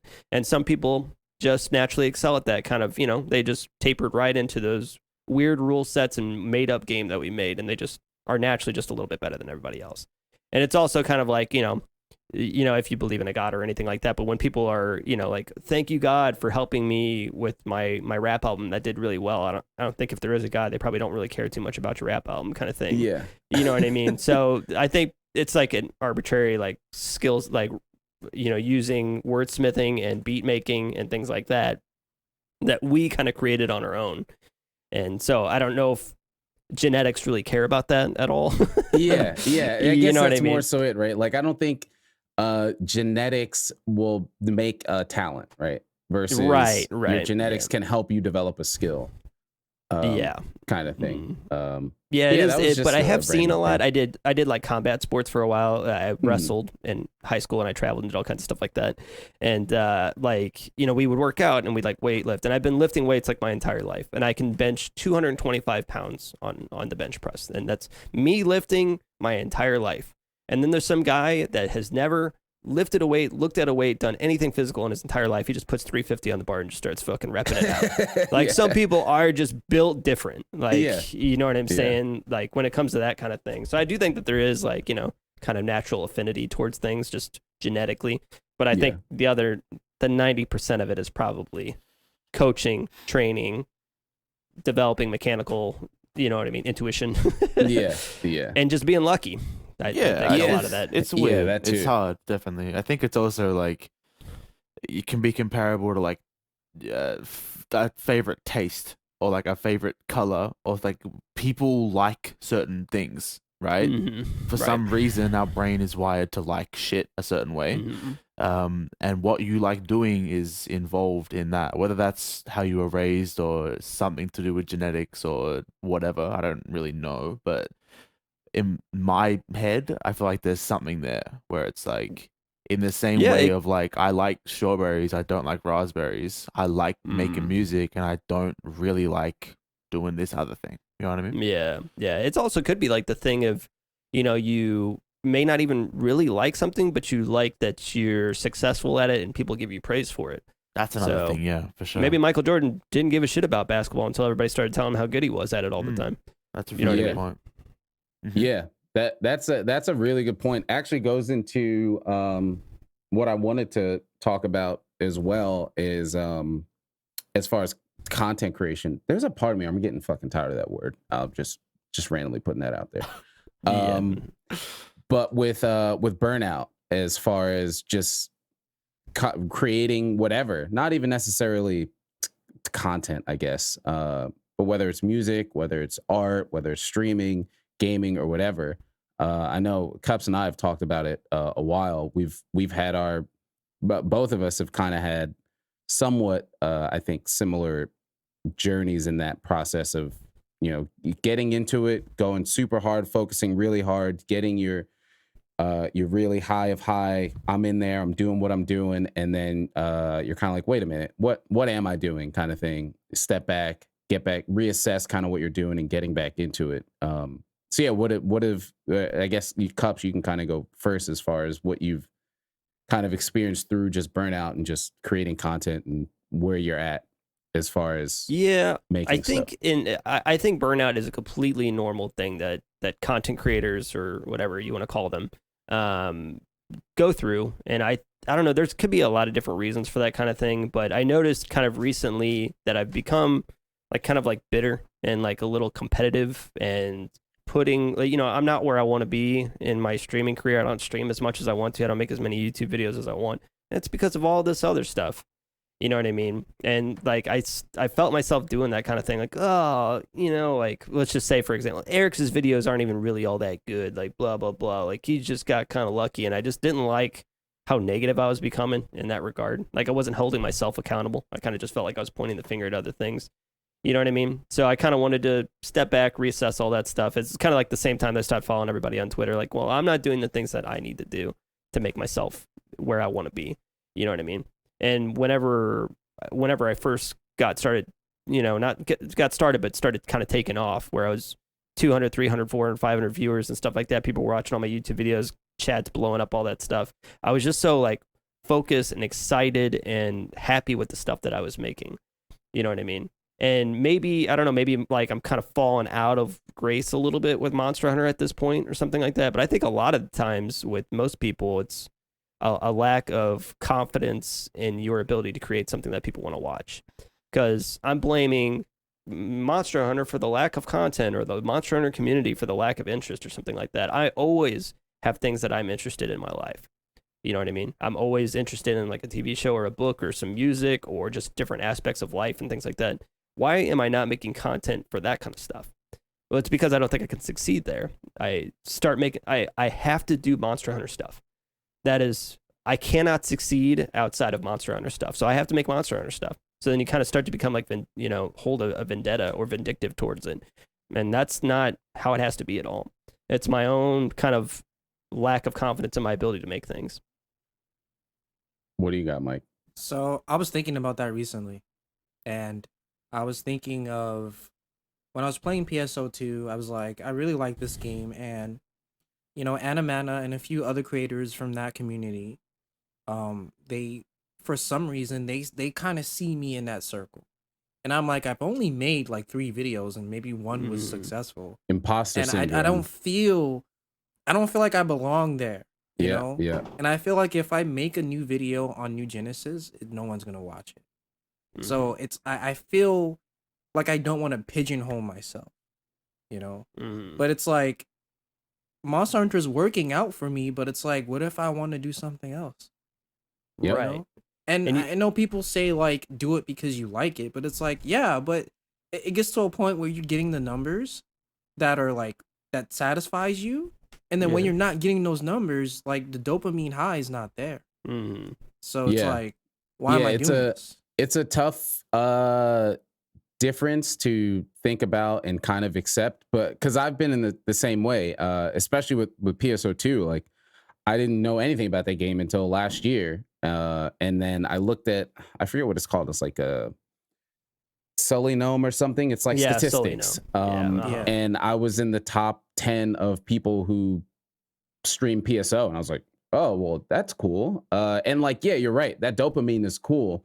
But while it was happening, I just really loved digging into PSO, just learning about it and playing it and everything. And I wasn't playing it for the numbers. I didn't know anything about it. Why would anybody come to the stream if this guy doesn't know anything? So I think there's a part where, yes, you do think about numbers, because anybody that says, oh, well, just ignore numbers that's a fucking lie. You're going to look at it and you're going to think about it. Yeah, man. Yeah, if you make videos 7 days a week for 3 years and you still have 5 views on those videos. Yeah, that's terrible. That's you're you know what I mean? What the hell are you doing? Like, yeah. You know you what I gotta mean? change something. Yeah, you gotta. So I don't think there's a ignore numbers and just do content, or look at all the numbers and don't care about your content. It's just a balance, just like everything. It's yeah. Yeah. And I think for PSO, I'm in the same boat, right? Like there's these other people, like Animatic being one of them, and he's like such a great guy just in general, but he shares a lot of other content creators, and I personally look at him as one of the larger voices in the creator space for PSO2. So for him to do that is like super cool. For one, just for again the numbers, but for two, for the quality of what he puts out. For him to see us as we just got into this is like, yeah, this is something I would co-sign. Is like that's like, all right, well that must be that we're doing something right. So just keep doing what you're doing, kind of thing. But I mean. Just keep making your PSO stuff. If that's what you and like. it's like kind of at the end of the day, you're not gonna want to do it. Yeah, and kind of like going back to what I was saying, like who am I to talk about where other people are, where the community is, or anything like that. I stream once every 2 weeks. I haven't put out a YouTube video in 6 months or something like that. Like, let's hold myself a little bit more accountable for the kind of stuff I want to put out. And it's not just like let's just put out a guide, because I know that if I put out a weapon guide, I know if I put out some sweet in-game sets and stuff like that, that it'll get views. You know what I mean? Like Insect Glaive in-game, sets and guides and weapon guide. I know that'll get clicks. I know it'll probably get 15, 20,000, if not more, if the right people share it or whatever. But is that really what I want to put out? Is that, you know what I mean? Because I want people to be there, for me and the kind of stuff that I creatively put out, not just screen sharing my sets and then moving on. So it's also kind of like whatever you want to put out there and leave as your mark of this is Cups content. Is this who I, you know what I mean? Is this what I'm putting out there? Just me screenshotting sets and then moving on? No, I don't really find that enjoyable. So let's not do that. Yeah, it's the same thing of what you want to watch, right? Like, I think all of us have kind of went through a phase of watching a bunch of things, whether it's content or just shows or music, and then we don't like that anymore. And that's going to, I feel, reflect in what you put out, right? Like this podcast is a perfect example of my progression in general. I enjoyed streaming a whole bunch. I mean, I still enjoy it, meeting new people and all that kind of stuff. And then, they've hit a point where it's like, look, I don't want to talk to 80 people anymore. 40 of you are annoying and are saying shit that I don't care about. I just want to talk to my friends. So that's literally what this is a product of. Is that like now I have a pod where I'm talking with people who I know I want to talk to, who are like-minded, we're into the same thing. So there's just like, and I think this podcast wouldn't have happened if I didn't experience my form of burnout through streaming. And it's like, why am I booting up the stream if I'm just going to be annoyed when anybody shows up and talks to me? There's probably something like wrong there. It's like everybody talks about imposter syndrome being like the worst thing. I mean, sometimes it's exactly what you need. Like, am I a fraud? And then you look at your shit. Yeah, I am. I just got completely lucky. Yeah. So let's stop doing that. Yeah, exactly. And with you doing music, Tompi, how has that kind of affected you? Yeah, I think what Cups was talking about before, that bitterness was huge for me. That always looking at other people and comparing yourself to them and convincing yourself that you deserve what they have because you're working this hard and doing this. And remember, especially like SoundCloud era, like 2017, 2018-ish, me and my friends would work our asses off, right? We would push ourselves so hard to make the best shit we could make. And then these dumb rappers who would just like, my X is Y bars, like my money is green, like Piccolo, right? Just the dumbest shit, right? And just like sampling 15 other people's music and just stealing beats like and they would get 100K, and then every piece of progression that we got, we would compare, and it's like we've got this group and we're dropping shit and getting 7,000, 10,000 plays everything we drop, and it's great, but we're still looking at these other people who are getting more, and we're working way harder, and then we're dropping albums and doing all this shit, and we're not looking at what we're workshopping getting, and right, and we're just comparing. Then I remember, I think it was that Kendrick Lamar interview with Rick Rubin, He talks about that process of that comparison of how hard you work. And he talks about this whole thing of falling back in love with just the process of creating and bettering yourself as an artist in your craft, right? Not just to do with music, but just to do with anything to do with making something, right? So that's when I stepped back from, you know, all the groups that I was part of and all these goals that I had. And I was like, oh, what can't I do with music? I can't play the guitar, right? So I bought a guitar and now I can play the guitar. And I can't play the piano, so I bought a piano and now I can play the piano, right? So yeah, all that process of just learning who gives a fuck what everyone else is doing, right? Like what can you do to be better, because there will come a point where that talent can't be ignored. Ooh, man, that was like one of the best quotes I've ever heard. Sorry to interrupt, but like become undeniable. Yeah. That was 100%, like, right? That was like the best shit I've ever heard. Yeah, and now I'm in a spot now with music where I'm working with artists in my city that I would consider myself a fan of fucking 2-3 years ago. You know, I'm making money off of this shit. I'm producing, I'm writing, I'm getting cuts in songs, and you know, my bank account is growing from this shit. I'm planning my future around this shit, and it's all because I stopped looking at this circle of people that they were just rapping like I was rapping. They just happened to get lucky, and started thinking, how can I like become like good at what I'm doing? Better. And started, looking at it in a selfish sense, not being bitter anymore, just loving the process of creating. Right. And I haven't felt burnout since. I've never felt any. Every time I sit down and I open up Ableton, I can make shit. I've never had any sense of burnout since then. Instead of getting frustrated at your lack of progress, get excited at the possibility of being better. Yeah. And you know what I mean? Seeing something you can't do, and that is like, it's exciting now. I see an instrument that I'm interested in playing, and I want to buy it. Fuck it. You know, right? It's like it's no longer a comparison. It's just, what can't I do, and how can I get that skill? Yeah, sure. It's cool. Yeah, it's different. Yeah, and that was in that J. Cole put out that little trailer thing before his album, and that was that was one of the things he mentioned, was just talking about basically what you were just saying in that Kendrick interview, of just wanting to get back in the craft of being good. And he compares it to basketball in that sense of, like I thought I was good, but I was just out here imitating Allen Iverson's moves. Meanwhile, the people who are actually good are going to the gym, shooting 1,000 shots a day, running up and down the court, lifting weights and doing all that. And it's like, you can emulate what you kind of want to look like, or you can just actually put in the true work of what you want to do. And I think sometimes burnout is needed to see that process. I mean, we see a lot of artists, creators in general, right? We see they'll come out, do something great. It's awesome. They hit a high, and then album 2 or album 3 comes out, and it's like, well, it doesn't come out, or it's garbage, right? Because it was just, all right, let's just, Soulja Boy.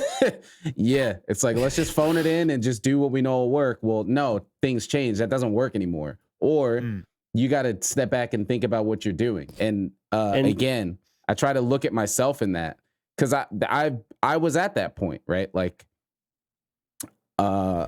from when I started streaming and my shit was just whatever, fucking in my mom's room at the bacon wall, and it was just like shitty overlays or whatever. But anybody who got past that and was in the stream, it was just fun as hell to hang out there, and it was cool, and that it just kept growing and getting better at that. And then kind of World Iceborne kind of hit a peak where it was like, all right, everything's in order, the work is being done, people are here, they're having a good time, and it's sick, and that's awesome.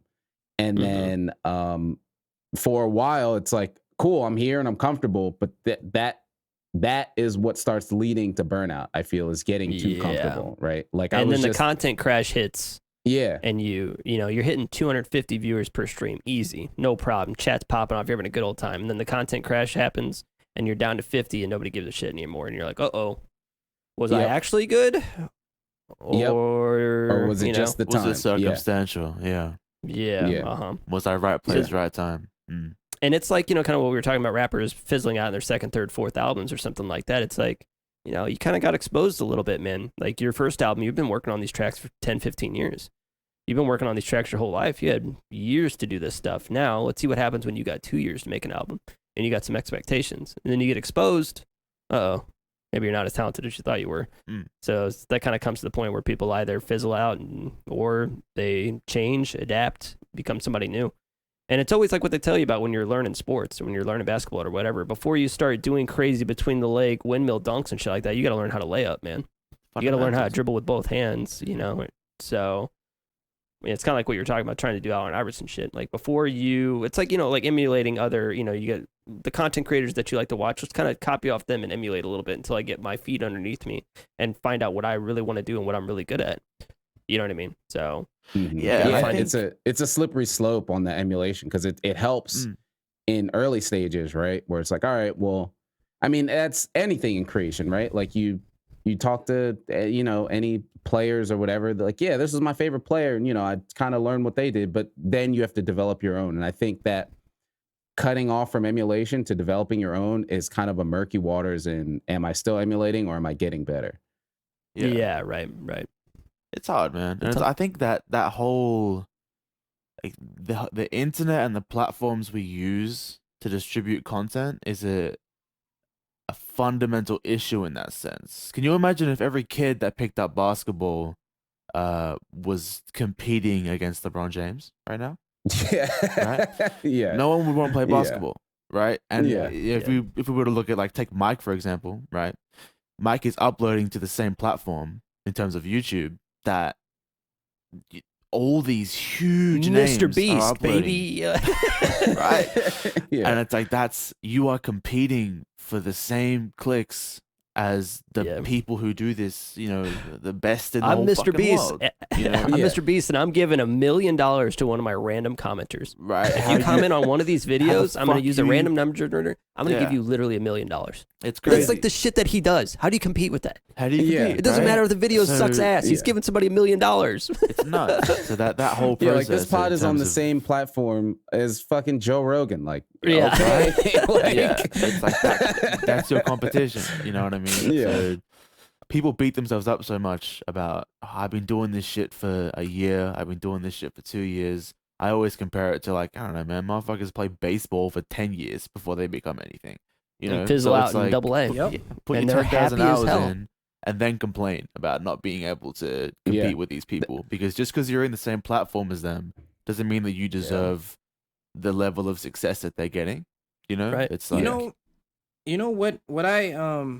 what I'm afraid of though is I see there are some creators I've been following for like 5 years, and they may have started off kind of strong, and then it just drops, and then it just keeps dropping and dropping, and they have like a good amount of subs, like 17K subs, but every video is like getting 100 200. views. Yeah. Yep. That is terrible. You gotta change. You gotta grow with the time. You gotta I adapt, look at their baby. channel and they're trying to stream on their YouTube channel like every other day. Mm-hmm. And I'm like, you're killing your channel by doing that, because you're not. People want value, and if they're not valuing your personality, then they're just not gonna give a fuck. Yeah. So that's a rule, like you just said earlier, Tompi. That's something I always feel is a fact. The 10,000 hour rule. Like if you have to put 10,000 hours into something before you can confidently say you're good at it. That doesn't mean you're the best at it, but I think you need to put 10,000 hours into something before you think you're good. now competent. Yeah. Yeah. And that's the perfect thing for me with streaming. I'm pretty sure I put 10,000 hours into streaming, and I think I'm good at it. But then after that point, you have to think, all right, well, just because I'm good at it, am I enjoying it anymore? And then that's a whole different thing of, all right, I can boot up my stream and make the people there have a good time. But did I want to do that? No. All right, well, I got to figure something else out then.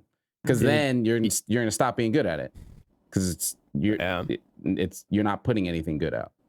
You know what's wild too? We could talk about it a little bit if you want, but like affiliate program versus partner program, like on Twitch or whatever. I remember I got partnered, and I was super, super excited about it. Obviously, And Light It Up Dan messaged me, and Dan's been a partner for a while, and he's been, you know what I mean? He knows the shit. He knows his shit when he's talking about streaming. And he messaged me, and he's like, congrats on partner, dude. Now the work begins. Yep. And I was like, okay, whatever. All right, whatever. And then, and then like a year later, I'm like, holy shit. Like, yeah, dude. Yeah. Because when you like affiliate program, partner program, the goals are so clearly lined out for you. 3 viewers, you know what I mean? 25 hours streamed. 75 average viewers, 25 hours a week streamed. Like the numbers are so clear and success is so clearly lined out and everything like that. And then it's just like, these are a clear, goal that I need to work towards. And so then after that's over, you're like, fuck, now what is success? Yep. Is it money? Or is it making stuff that I like? Is it, what is it? Reaching other companies? Is it working with other people? Yeah. Yeah. And like, so that was something that I fortunately, like, having streamed for so long and having hit a lot of those before the partner program was a thing, having hit those numbers and not being partner, I kind of was somewhat mentally prepared for that. Like when I got partner, it was cool, excited, cool, hype, whatever. But there was never a point where it's like, well, this is it. It's like, no, if I had been streaming for 7 years and didn't get partner and was hitting all these numbers, that check mark isn't changing anything. It's it's a couple pixels next to my name when I go in somebody's chat. It's funny, right? Whenever you got partner, people are like, oh, you're rolling in the big bucks now. Like, no, when I got partner, they don't hand you a big fucking bag of money and say like, the sub count is you're still the same there. guy. Like my for the general populace streaming, the splits are the exact same before and after, right? Like if anything, people don't feel like they need to help you anymore. Or anything exactly. Like that was a huge thing. Like you get your month spike where it's like, oh, cool, partner, here's 8 million subs. Partner push. Yeah. Whoa. And then you get it. It's like, all right, cool. Well, I'm gonna go help this person get partner now. It's like, okay, let's all help this person now. And then you're, yeah. I don't know if we can pause. I just need to use the bathroom real quick, just like a minute. We can come right back to it. Is that okay? Yeah. We're good. See, as post recording, I could just cut this out. You're good. Okay, I'll be right back. Yeah, take your time. What a son of a bitch! What a motherfucker! What an absolute motherfucker! And we're back. We back. All right, cool. So yeah, we were just talking about burnout and all that kind of stuff. I think. All right. Mike wanted to talk a little bit more about the affiliate partner kind of thing on Twitch. Oh yeah. Mm-hmm. Yeah. What did you have? What did you want to say about that, Mike? The whole affiliate partner program. I was just gonna say, there's a lot of people who romanticize being partnered on Twitch as like, this is it. I made it. I'm partnered. Like, I don't gotta do shit else but sit on my ass and stream this game now. Mm-hmm. And it's like, even when I made like YouTube partner, I was hyped. But then I was like, man, nothing really changed. Same. Nothing changes. I maybe get a little extra side money. That's it. Yeah, and it's so hard to like, now that I've went through whatever and gotten partner, it's so hard to like say that to somebody who's on that road and not be like a deterrent. Like I don't want to ever deter somebody on it. Like I don't want to be like, hey man, it ain't shit, because it's like you're working for it, you want to keep working for it, but it's like, hey man, it's not shit. Like I mean, dude, it's so tough. I see like partner push, I'm like, oh my god, give me like, come on, dude. But that's all that matters. Like it's easy for us to say because we are partners, so it's like, you know what I mean, but it ain't shit. Sorry. Honestly, it's kind of what you make it at the end of the day. It's as like it was before and after. It's what you make pretty it. Much. It is nice though, you know what I mean? Like you meet a friend of a friend or something like that. Holy shit, you're a Twitch partner. Like, yeah, I am. And then inside you're like, what does that fucking mean? There's definitely the ego pride part was like, I got that fucking check mark. It's okay to have a bit of an ego though. It's okay. It's recognition, man. It's recognition. I don't care. Like, you put work in regardless, right? Like, it's not gonna make you famous, right? But it's still like anybody with a fucking tick thing next to their damn name on Twitch. They work their fucking ass off for that shit, right? Like, it's recognition. It is. And it's like, even if it is overhyped and overvalued, it's still hey, we see that you're putting work in. And yeah, at one point or another, you were the shit. You did it, man. Like, it's still, it's not easy to do. So I understand the desire for it and the push for it. I just wish that people would put that passion into the holistic craft rather than the individual goal, because the goals are a byproduct, man. Get good at streaming and you'll get it. Don't hustle for a partner push and stream 8 hours a day for 6 months. Just figure out how to be, sustainable and smart with your content and fucking funny. God, Monster Hunter motherfuckers gotta get funny, man. Seriously. Dude, that's like the roughest thing. Yeah. What's up, Mike?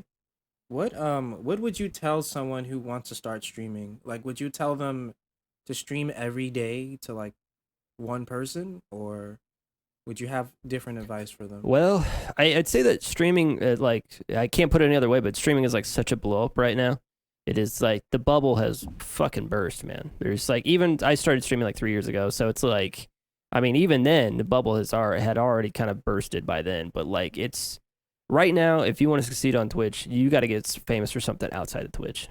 That's just straight up how it is. Like, you got to get your feet underneath you on Twitch, or I mean on YouTube or on Twitter or on TikTok or something like that. Because I mean, if you just fire out 15 hours a day on Twitch all day every day, like, you could potentially never go anywhere. But that's just straight up luck at that point.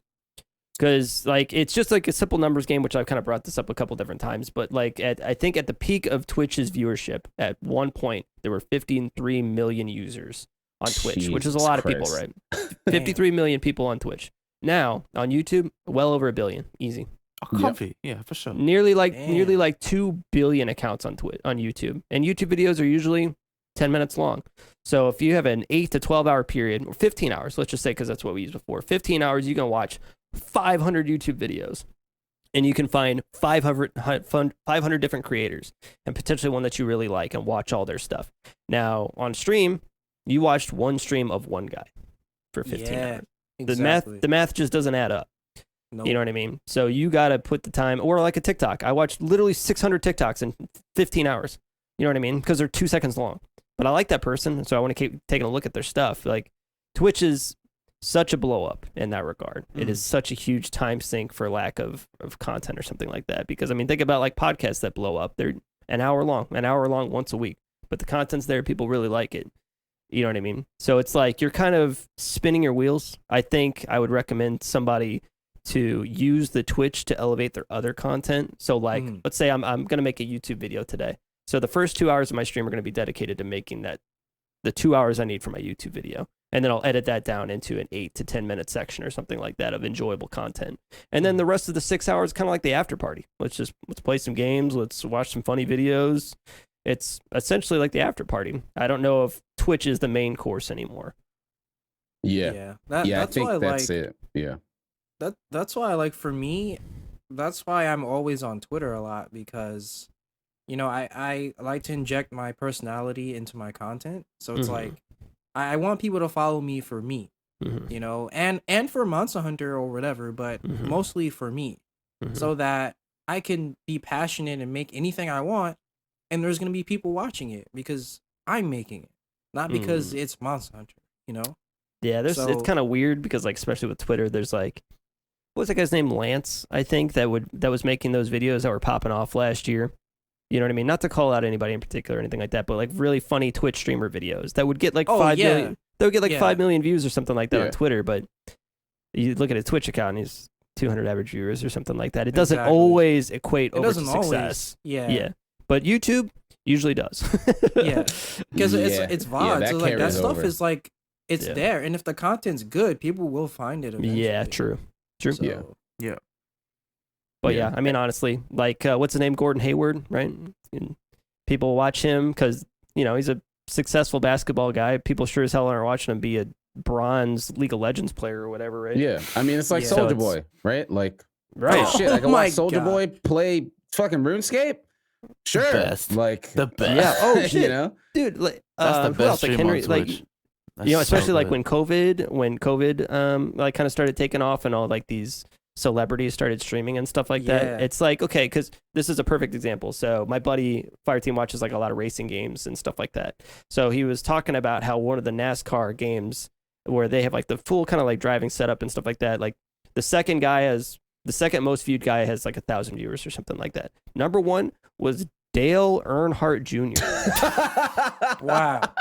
How the fuck am I supposed to compete with Dale Earnhardt Jr. You streaming on Twitch? Just give up now. Yeah, you just know so that there's funny. a different league. There's just that's a Yeah. different tier. Yeah. You're in the tier way under that one. How are you compared So to if I- that tier? I guess. If I click on the NASCAR directory and I see, Joe Schmo 69 or Dale Earnhardt Jr., I know who I'm watching. I'm sorry, guys. yeah, exactly. 100%. Yeah, so that I love you that's to death, something Sammy. too. Right? You're like my favorite Monster Hunter streamer, right? But if I get on the directory and Rihanna's streaming some Monster Hunter, Oh my Hey. god, Dude, I'm Sam is watching streaming. while I'm streaming. I'm gonna rate her. I'm opening that stream up right now. What weapon is she using? What? Yeah, Yeah, I'm opening that up. Exactly. yeah. So yeah, that's one. And then as far as just like in general, I think a lot of people look at streaming, they're like, you're just playing a game. Like, see if you like it. Yeah. No. Just see if you like it first before you're like, yeah. oh, Ninja he's just really good at Fortnite. And he got 8. See if you like it first. That's like my number one thing is to do it.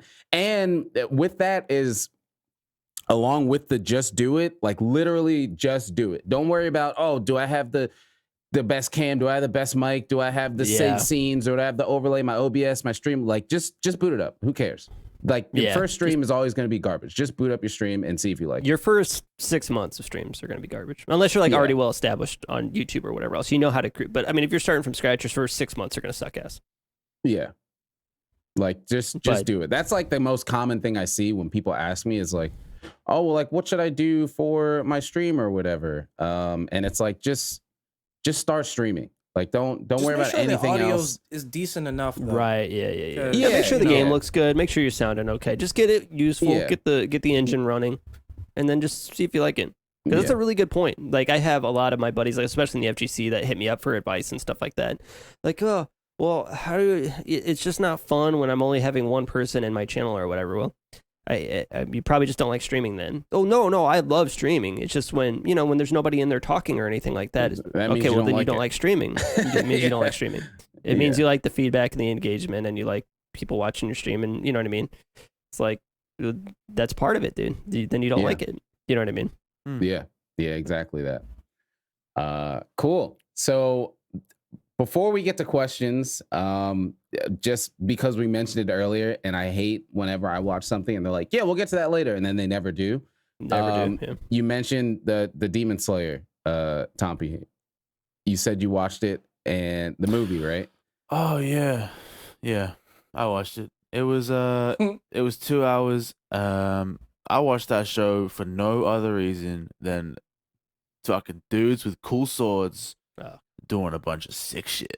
I thought he was gonna say titties. No, I was expecting that. There's not very many titties, but just sick swords with sick moves, big moves happening. And Tanjiro crying after every goddamn sob story. I hate that All the fucking motherfucker. time. I'm not gonna talk about that motherfucker because he's a dweeb, all right. But I'm not gonna ruin the movie or whatever because it's so new.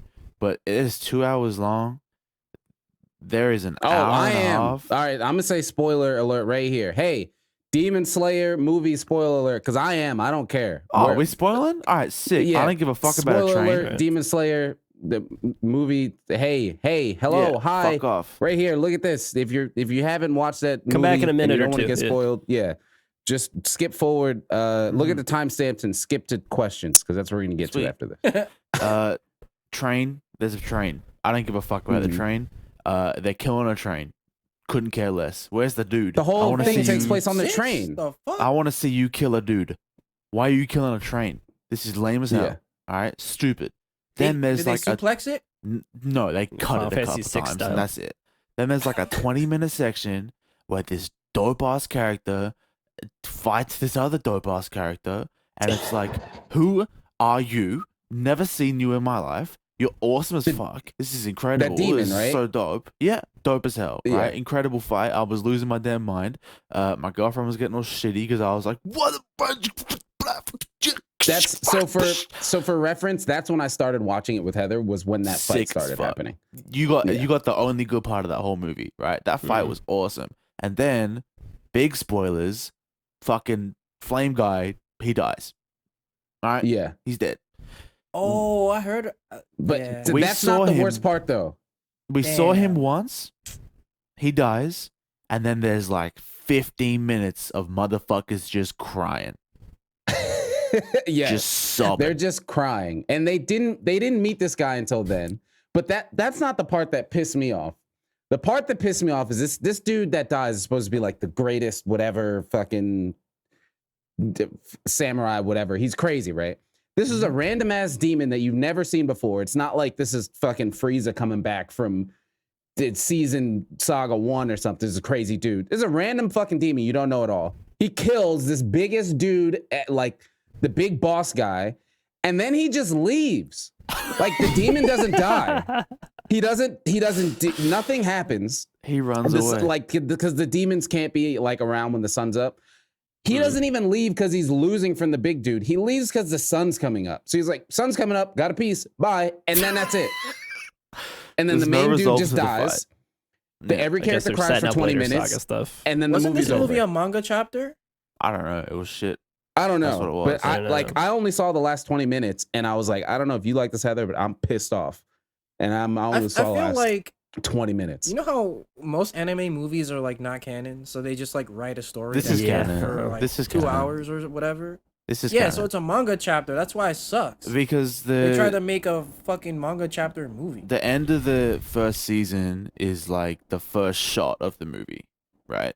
Yeah. So it's literally, it's just as if it's an They anime just took arc, episodes with and no- just made it one long yeah, episode. with no episodes. Yeah. Damn, that sucks. And I don't know. Yeah, the whole that was the thing that pissed me off, dude. It's just like stupid, it was this crazy ass fight with this cool fire sword dude, this demon that can like regen or whatever.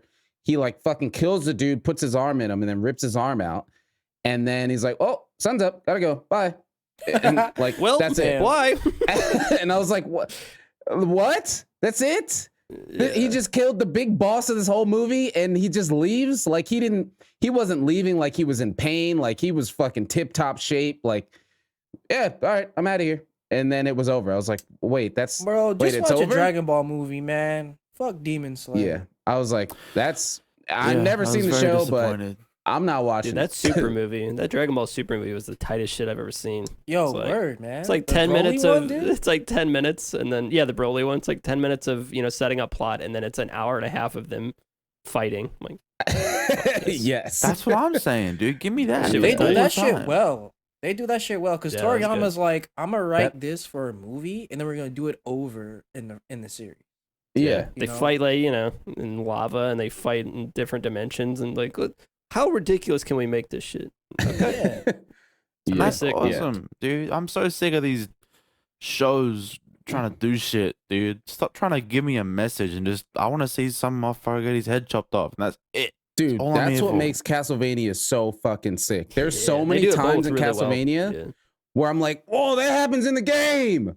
Whoa, Yeah. power from the game. Oh my God. That's like, I don't- bloody tears. Yeah, I was like, yeah, and then the Yeah. music comes in. I'm like, oh shit. And then you think Yeah. about Konami being a shitty company. And they ruined everything. Yeah, dude. It's like and then like when fucking Alec, he's like, oh shit, the sword's floating. It's floating. That's Yeah. what That's that's the what thing. happens in Symphony of the Night. Oh my God. Yeah. It's like, dude, I don't care about the fucking story if they love each other. Yeah, Well, I mean, don't that care. story they still kind of knocked out of the park, but they definitely Yeah. give you fan service in like a tasteful way. You know what I mean? Yeah. It's not just like he's got a sword. Yeah, Like, it's not- yeah, it's really good. I'm excited for that. I did not know that was out, so I'm gonna have to watch that. And Hell yeah, hurry up too, because you get spoiled. Don't worry. oh yeah, they're already yeah. out there. Yep.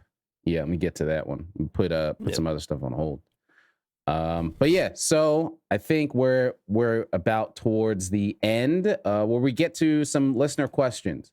So at the end of every pod, we go over some questions that people give us. You can either put them in the YouTube comments, or if you're watching this on stream, say it there. Or if you're in my Discord, we have a channel where you can put questions, and we answer the ones that aren't shitty, and then you guys can give us more, and we'll answer some next week. So normally we get like 1 or 2 questions. I don't know. Y'all popped off this week and gave us like 5 or 6 or whatever. So we're not getting all these. So just don't be offended, because also one of these is really fucking shitty, Roden. No, we're not fucking. I'm not even going to say this question out loud, but no. Wait, what is it? No, Mike. No, don't worry about it. Don't pay attention. So yeah, there's like 4 questions here, and they're all pretty good.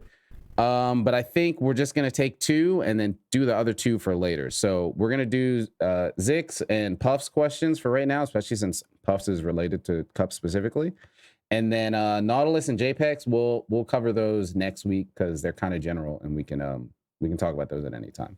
So Zix's question is talking about another friend of the show, as the Potters like to say, but Sephiroth.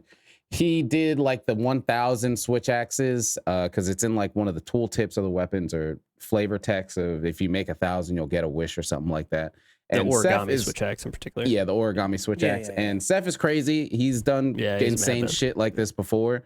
Not necessarily the switch axes, but like going straight from HR 10 to HR 999, kind of crazy shit like that. Yeah, he did the Donkey Kong controller as well. Yeah. Playing the game with the Donkey Kong. The steering wheel? Bongos. Yeah, steering wheels. He does a lot of really crazy cool shit. So Zix's question was, after Seth's incredible 1,000 origami switch axes, if Capcom does fulfill his wish, like the description says, would you also attempt the challenge, and what would your wish be? No, and I don't have a wish. That's a very quick one for me. I would not do that. I'm not making 1,000 origami switch axes. No. It's funny because I actually tweeted this out, like kind of tongue in cheek, but maybe not. But like, like kind of as a joke. But yeah, I would do it, and I would use my wish to cancel out Seth's wish. Whatever he asks for, my wish is to take it out of the game. Get it out of there. Yeah. And that's just kind of, chaotic energy I'd be willing to put out. Just chaotic neutral. just to take the complete enjoyment and because this got like really good news. This was in like all kinds of, it was all over. Like gaming magazines, and like people were interviewing him about it, and like whenever he got it got like 10,000 likes and stuff like that. So just the satisfaction that I could take away from so many people from them. The bad boy that Monster Hunter needs. Yes. You know what I mean? Yeah, the bad boys. Yeah. Yeah. So that would be mine. I would do it, yes, to take away Seth's wish. What about you, Mike?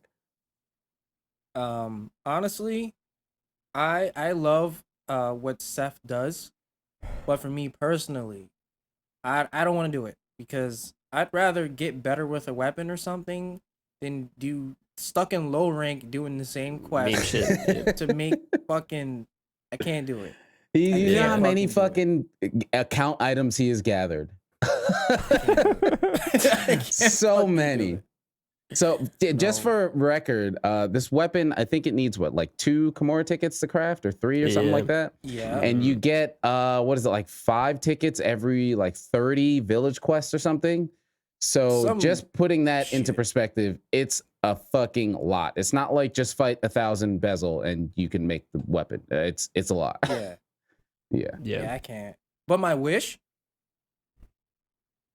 Capcom, fix the goddamn charge blade, please. Oh, okay. Yeah. Rise. I thought you were gonna say something about stories. Stories? No. Make Sammy play stories. Stream that shit. And yeah, charge blade needs a little help. Needs a little training. Pump them files up, man. Come on. Yeah. Come on, man. What about you, Tompy? Yeah, I'd do it, and my wish would be for them to not make stories anymore. Yeah. And like make it it's super the same apparent. kind of energy as cups. Yeah. So like make it like take out somebody else's. Yeah, like we have. In fact, you know what? Give me the game, and only me the game, so I can like just talk shit about it, and I'm the only person who's ever played it. Right? I can like have it, and then I can tweet like, "Yeah, I played this shitty ass game for 45 minutes, and I hate it. I'm never gonna play it again." So angry. And that's it. I bought it for my phone when it was $5, so I gotta go through it a little bit. Don't bother. Shit game. Mike put out a video, all caps, why you should buy Monster Hunter Stories 2. And I was like, yo, Mike. I said people shit on stories. I should have name dropped the two of you motherfuckers. I've never heard anybody say anything negative about stories, but yeah. That's why I said I'm that. with it. I'm with it. People are like, what do you mean people talk shit about it? I said people in particular. Yeah, my shitty friends. Yeah, let me be specific. I don't even hate it. My I just God. think it's funny that you like it. yeah, I don't hate it either. It's just funny. Damn, that's like that's deep. That's how, I mean, it's like going back to the BloodBorne thing. I don't, but you know, Yeah. it makes people so mad that I gotta do it now. Yeah, right? exactly. It's just so funny. Yeah, so that was a good question, Zick. Thank you. And we got one from Puff. So this is Puff Max. Question for MisterCups. Since many of us here, for whatever reason, will not be having kids, what was the biggest unexpected change since having a child? Shit, dude. That's a big question. The biggest change for, can you say it again one more time?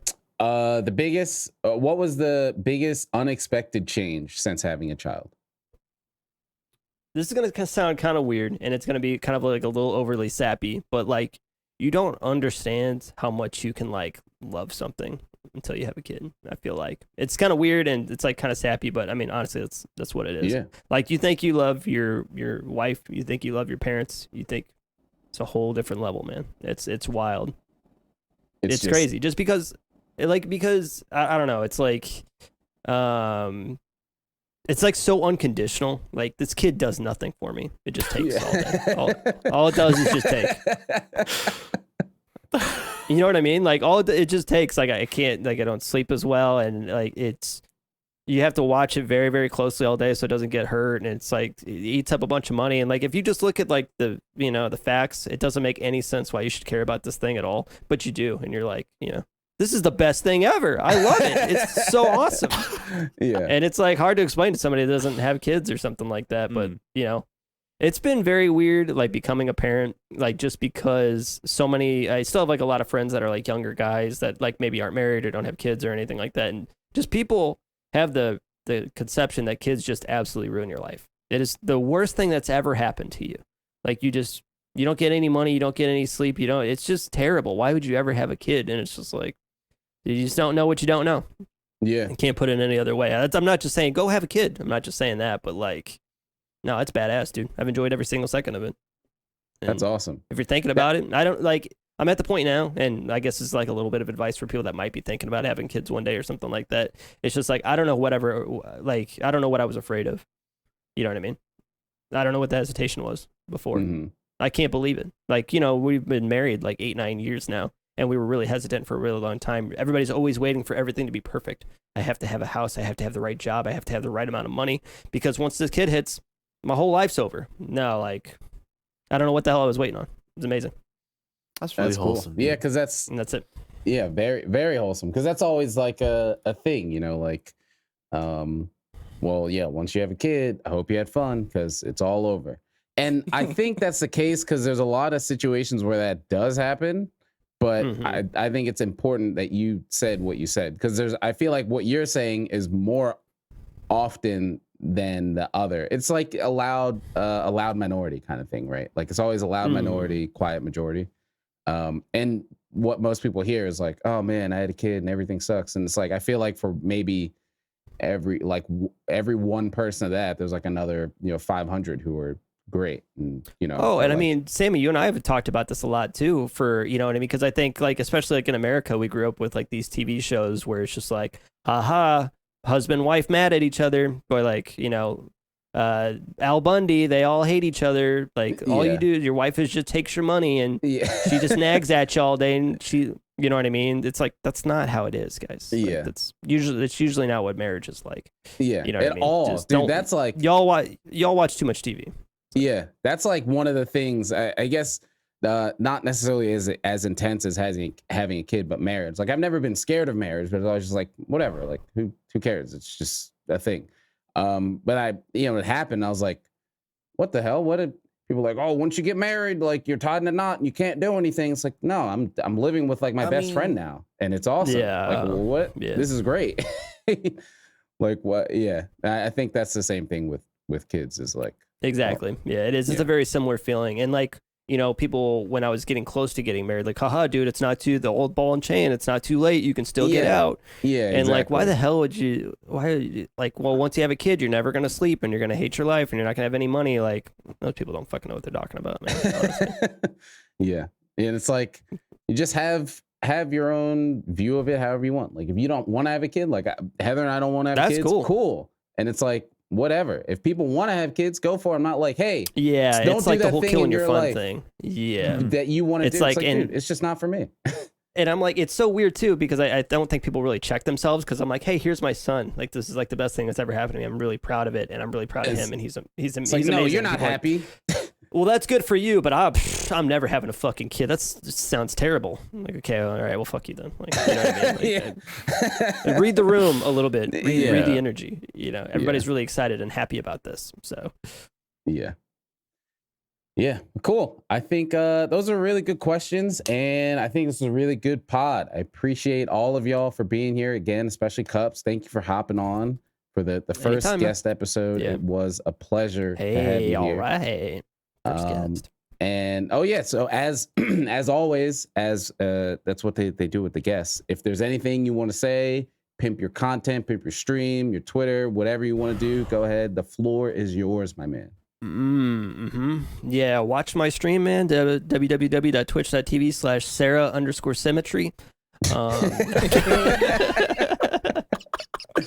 Rainy Moody on Twitter. You know what I mean? True Acantor on YouTube. No, it's twitch.tv/cups. The YouTube channel is MisterCups. The Twitter link is MisterCups. It's all kind of the same everywhere. If it's got my face, it's mine. I also just put out another a YouTube channel for Cups Clips, where it's just like clips from the channel that we put up there. Cool. Just it's easy and it's fun. So, and Twitch is a gigantic pain in the ass to dig through for old clips. So I figured I might as well just put them on YouTube because it's a lot easier to find. Cool. And all those. So that's what we got going on. Will be in the description, so you can click and find your boy Cups wherever you're looking to see him. That's me. I appreciate you guys having me on. It's been great. Thanks. Yeah, thank you. And that will be wrapping up episode 11, and we will see y'all next time. Have a good one, y'all. See you, Mike. Bye. See you, Toppy. See you, boys. Bye. Boy.